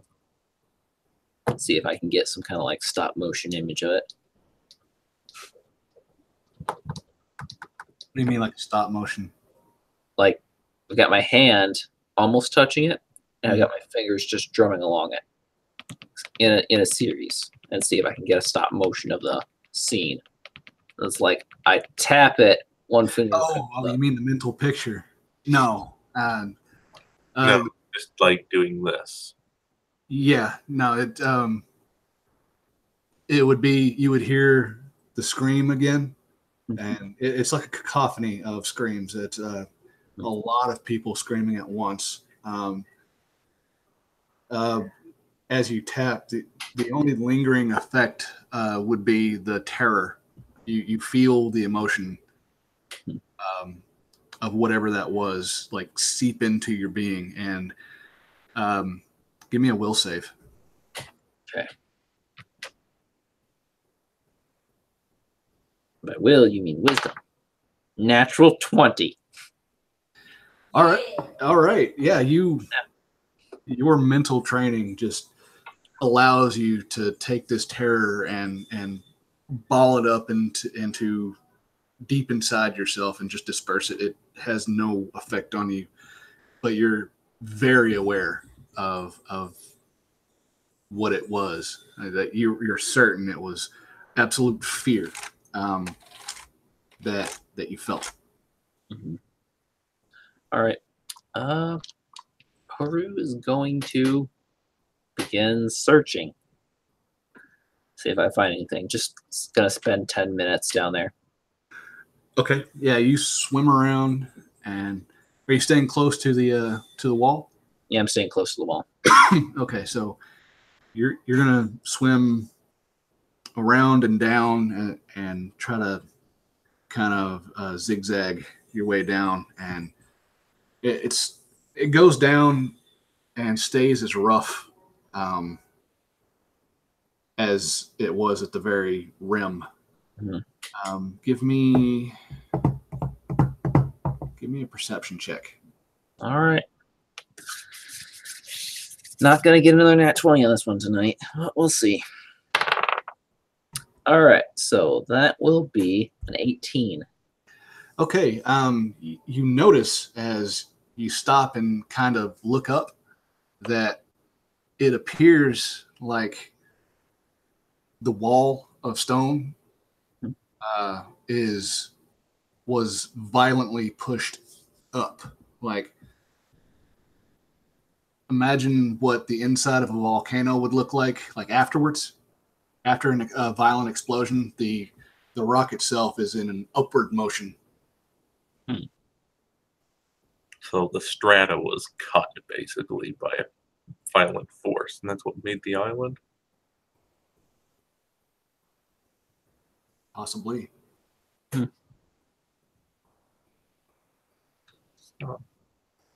So but I'm not seeing any caves. No, no caves. Hmm. It's solid as far as you can see. After searching, Haru is going to go up and break the surface next to their boat. Man, lucky. Okay. And the rest of you see the light come back up. You had lost sight of it for a few minutes, and you see it as it makes its way back up towards the boat, and Haru pops his head up above water for the first time in a few minutes. Like 10, 12 minutes, something like that.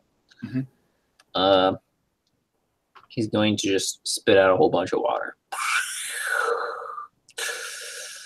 And then like take his breath of air and tell them there's not a lot down there from what I can see.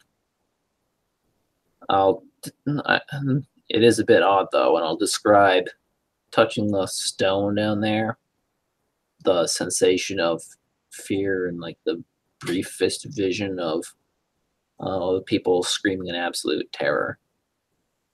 Couldn't make out anything about their surroundings, just they're down there. Yeah, everything that I described to Haru, he's letting you guys now. So how do the other three? How do you handle? What do you think? You found a glowing stone? Yeah, it's the same that's on the inside.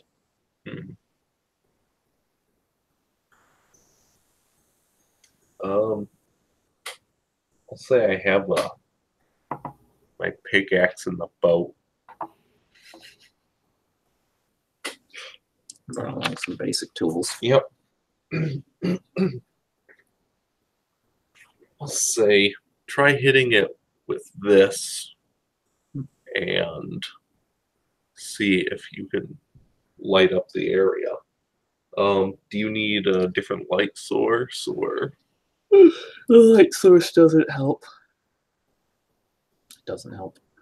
But Haru will take the pickaxe, kind of go underneath the water briefly, give it a few test swings to see if he can get good momentum on it. Really difficult to. You would roll at a disadvantage to try to chip the stone if that's what your goal is. This is just like a test to see if I can swing it while underwater, just under the surface. Okay, yeah. I mean, you've tried to move something fast underwater before. You understand that sensation.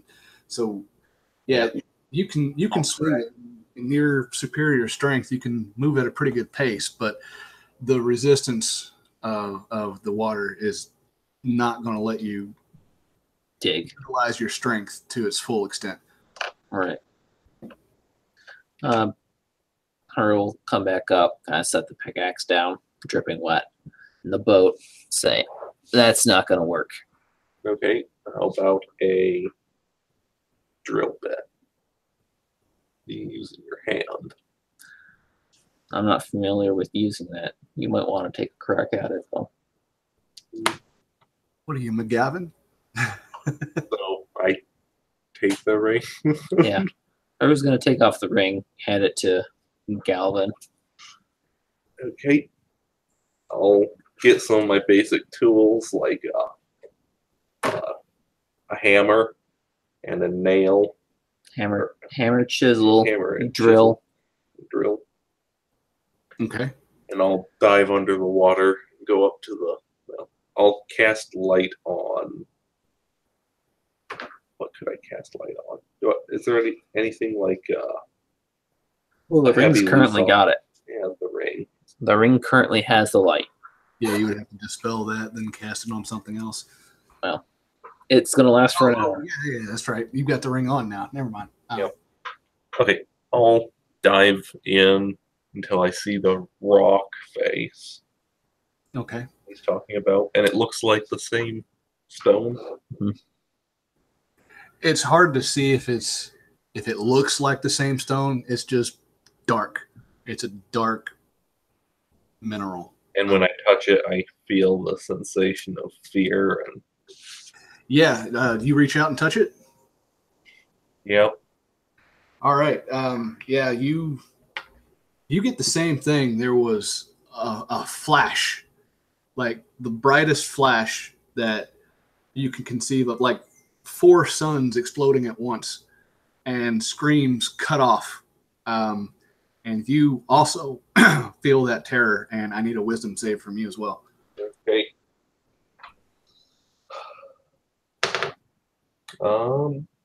21. Surprisingly, you're able to internalize it and keep your wits about you, and the fear shakes you a little bit, but it doesn't affect you. You don't drop what you're doing and run in terror. So you move along the surface. What would you like?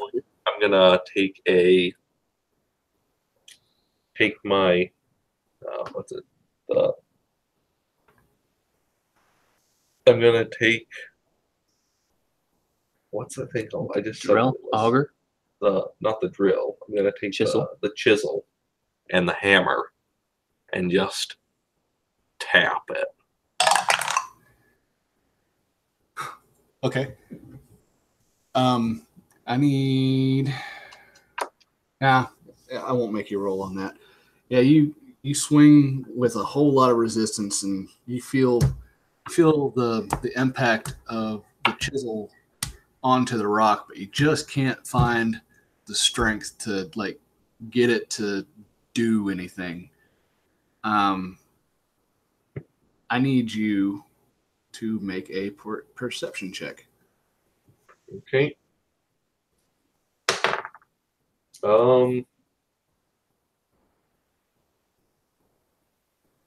6. All right.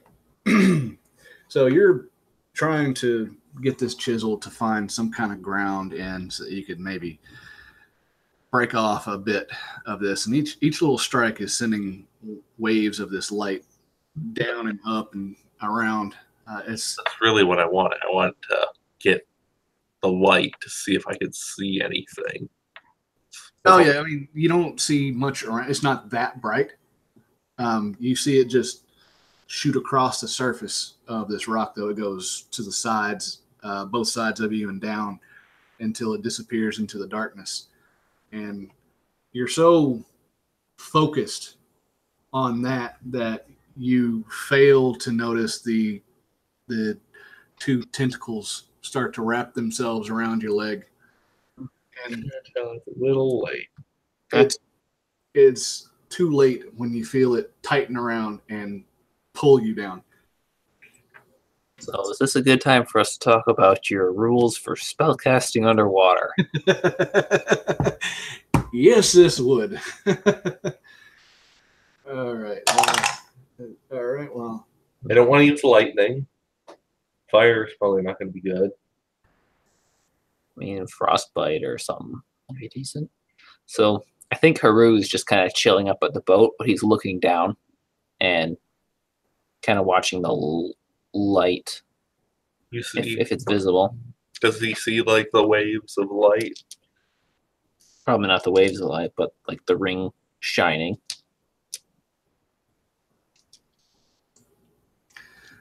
yeah, you would see that. Sorry, I'm looking something up. Huh.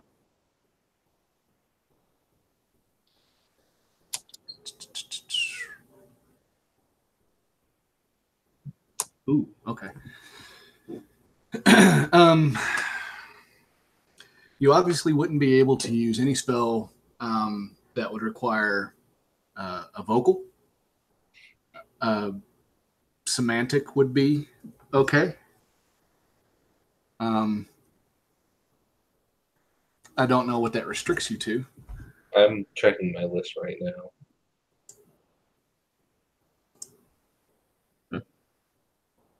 I'm showing. Most of them take vocal. Of course, I've been able to Anything's underwater, but without air, I can't do anything. But I can breathe water. Yeah, you can breathe, but you can't make any kind of like. You can make noise, like you could scream, and it would be heard. The vibration would be heard through the water, but you can't get any semblance of a word out. I'm still in the water, like occasionally looking underwater. Like, would I see this? Yeah. Haru's just looking down at the light to see how his progress is. So if the tentacles wrap it up and cover up the light, then he's gonna see it vanish, and he's gonna start swimming down to check up on Galvin. Yeah. The only thing I can really do is mold earth, but it's loose earth with a target. Not stone, huh? Do I notice this? Yeah, you see something come up under Galvin. You can't really make out what it is. You do see two big crab-like pinchers that are serrated come around, and you see Galvin get jerked downwards. But that's about all you can see from this. Can I like scramble into the boat, and can I change back into my? Yeah, you can drop your wild shape. Okay, I didn't know if it was like something that permanently No, you can stays. drop it. Okay, I want to climb onto the boat and change back and alert everyone what I just saw. Haru's gonna take a deep breath of air and dive under. Okay. I suppose anyone's got water breathing they want to cast on me. I don't. If I did, I would use it. Okay, you dash under the water. I'm going to let you use your dash motion action to close the distance. You're not quite there yet. Galvin, give me a dexterity save. How deep is he? At 120 feet.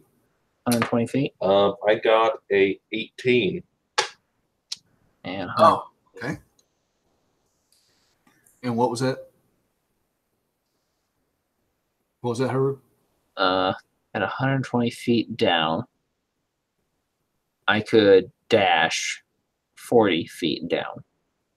So, I mean, okay. I could key point dash down again. Okay. But basically, in one round, I can swim down 40 feet. Okay. So did you use your key dash? No. Okay. You within an instant, you're 40 feet down. You're trying to reach your friend before this monstrosity that pulls him down to the darkness forever. Through some miracle, Galvin, you kick down and feel like a squish. Your foot goes into something squishy, and the tentacles let go. I also need you to make a Constitution save. That's great. Can we roll that? Okay. Do it. Yes, definitely do it. That'll be a lesson to you to keep your dice landing where you want them to. Yeah, I got a 9. Oh, okay. As you kick and break yourself loose, you feel this deadening shooting up your legs. Like you can still move your legs, but you can't feel them. What do you want to do?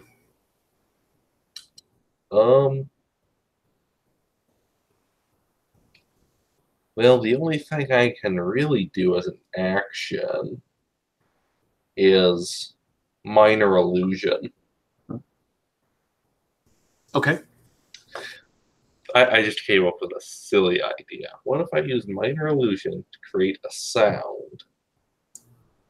And the sound is going to be The clear spoken words that he needs for another spell. Wait. Would you allow that? It'd probably be a full round action to cast if he's doing that. Yeah. Or you just veto it. I mean that's an action. It's not a I will not allow the vocalization for a spell. that would be hilarious. I guess I should have taken subtle. Subtle spell is a sorcerer thing. Yeah. You don't get that as a wizard.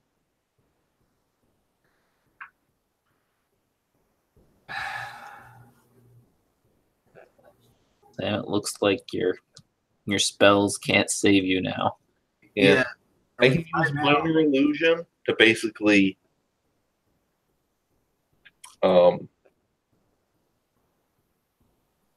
make an image of an object in between me and it. Yeah. Can't Yeah, see you me. What do you want your illusion to look like? What? A wheelbarrow. Why a wheelbarrow? Just so it's something bulky. It can be up to 5 foot square, but you need something bulky to block the way. Yeah. I guess. A door is too large; it wouldn't fit in the space. A wheelbarrow though could, or like a hand cart. A 5 foot square of rock. Okay. Just seems to appear out of nowhere. Yep. Right below me, and I'm going to swim up with my arms. I can still move my legs, you said. Yeah, you can still move them, but you don't have any feeling in them, and that feeling is moving up your body. Do my legs look any different? You see where the tentacle wrapped around. You said you were wearing shorts, right? Yep. Okay, yeah, you see this blackening where the tentacle touched your legs. Yeah, I just need to swim up as fast as I can. And as you look down towards your legs, you see past your illusion, and this large thing shoots to the left. It's got horrendously big pinchers that look like they could rip you in half if they got a hold of you. It has 4 thin carapaced legs coming out from its bottom, and it move at a rapid pace. This seems to control its side movement and buoyancy, and with a larger carapace tail coming out from behind it, it uses to propel itself. This thing looks horrifying and about twice the size of you. It's got tentacles too, so it's like some kind of mix between a crayfish or lobster and a jellyfish or a squid. Yeah, think like a Cthulhu freaking crab or lobster. It's one of the deep ones. Yeah, the tentacles are coming out of where you would imagine a mouth would be. And those are just like shooting out in all directions. So it shoots off to the side, moving out of what it perceives as danger. And you said you're swimming upwards? Yep. Okay. It's 30 feet up. I'm 40 feet down. So I'm 50 feet away from him. You can dash and move. He used his action to cast a spell. Oh, that's right. He did. Okay, so you move 30 feet up as this thing moves to the side and starts to make its way up You are about 10 feet away from the cliff edge, the brim of this pit. Okay. How close is Haru? Haru is Feet up.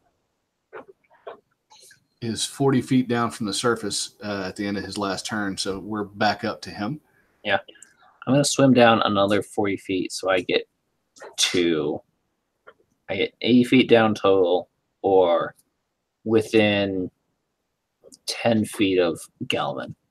Yeah, okay, so Haru now swims with ease down to the brim of this pit. He's very close to you. As you look, this thing is starting to make its way upwards towards you again.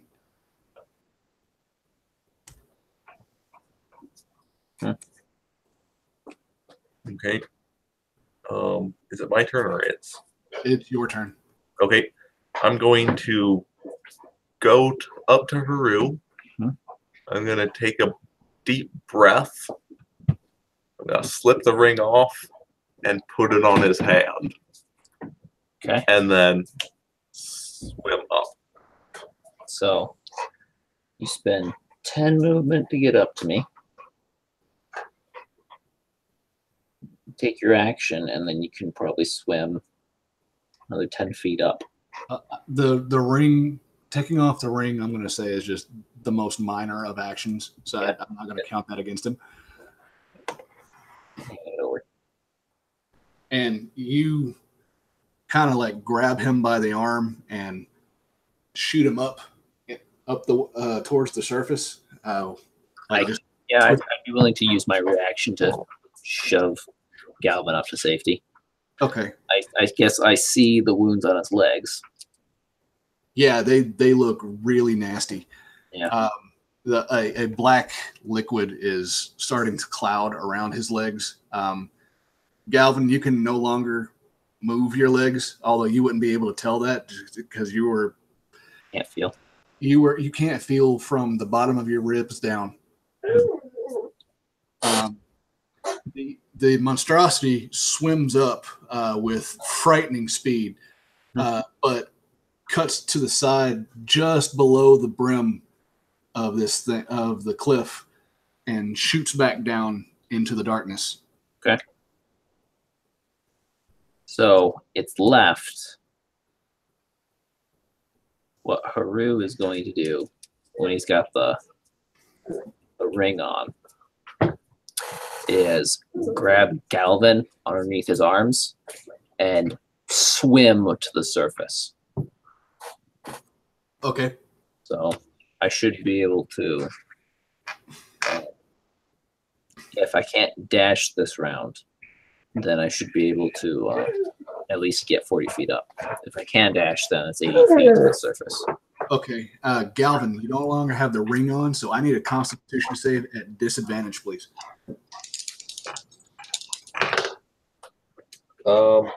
Natural 1. Oh my God. Okay. Well, I said I took a deep breath before I took it up. No, right now we're talking about the rapid pressure change Right. Yeah. of coming up that fast from that depth. Bend. You're going to get the bends. Yeah, you're going to take 16 points of damage Okay. and lose your breath. Brr. Although we do break the surface. Yeah, you guys come up, and Galvin is no longer breathing. His eyes are rolled in the back of his head as you break the surface of the water. His body immediately starts to vomit, just clouding the water with milk and oatmeal. Haru is going to heft him up so his body at least is outside of the boat. You guys can see his wounds at this point. So, out of character, His does this body- mean is he at 0 hit points? No. Okay. Okay, just wanted to know because I'm going to be casting Cure Wounds, and I want to know if I could get max out of it. No, he's not. He's not completely unconscious. He's just really, really dazed from the pressure change. It knocked him for a freaking loop, and it hurt, man. All right, I guess I'll go ahead and cast Cure Wounds on him. Okay. And that's going to be at second level. So 2d8 plus 2. Ooh. You are healed 13 points. Okay. Up to 18. They've got you up into the boat. And you're laying there. You feel in your arms the warm touch and of the healing that is of the healing magic that rips through your body and helps bring you back back to yourself, and you regain those hit points, only to realize that you can't feel anything below your armpits. You can still move your arms, but you look right at Beacon and are forcing yourself to say, I can't feel my body. And that's where we're going to cut tonight's session. Yeah.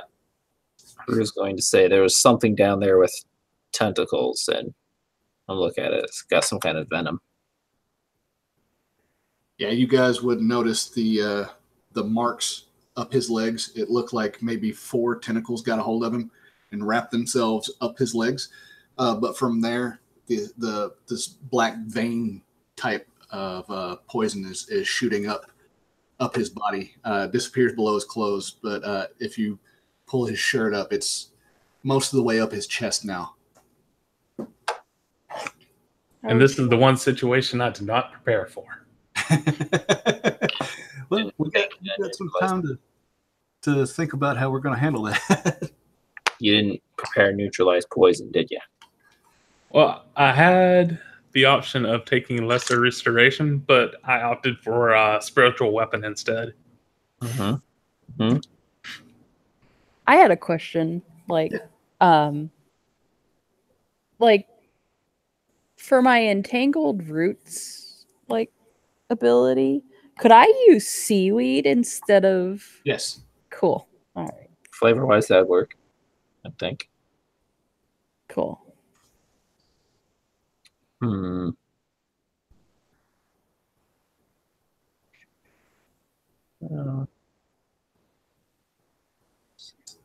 I'm not much good underwater. Restorations. No, there should be neutralized poison. Is that a 3rd level spell? Or is it called something else in this edition?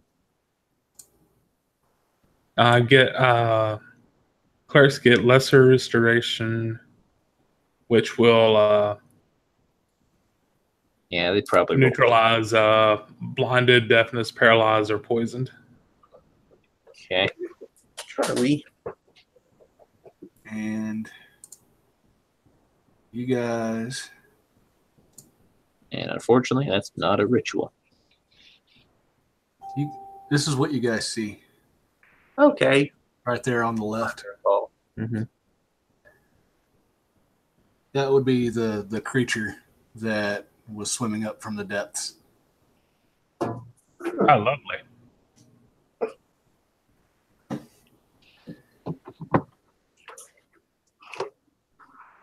And with that, that's where we're going to draw a close for the night.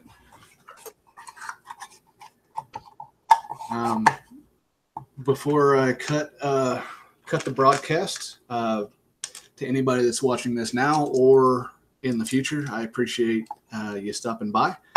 My name is Jason with Smith's Forge Gaming. These are my awesome players, starting with Leah on my left. Go ahead and give your outro, baby. I don't. You know who you are, who your character is. Oh, I'm Leah, and my character is Laurelyn. She's a druid. Also the creator of the Leaky Boob. And that's about it. All right, Nick.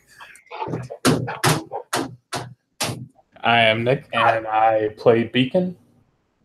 And I am the Ghost Whisperer, apparently.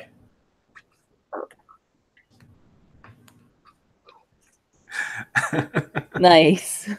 Whisperer. That gives me some ideas, man. You should be careful about that. Or the Wind Blower, however you want to say it. Giggity. All right, we'll go on to Tom. I'm Thomas, playing as Haru, Dragonborn Monk. AKA Godzilla. Yes. Gojira. Gojira. All right. That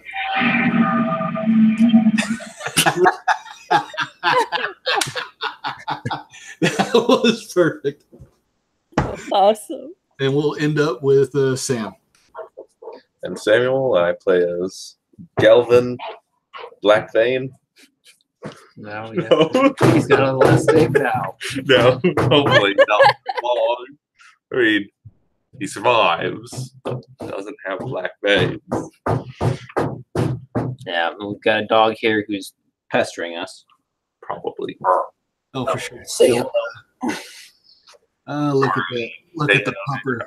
Wants all the pets. Oh, look at that pupper. All right. Once again, I appreciate anybody that is watching this now or in the future.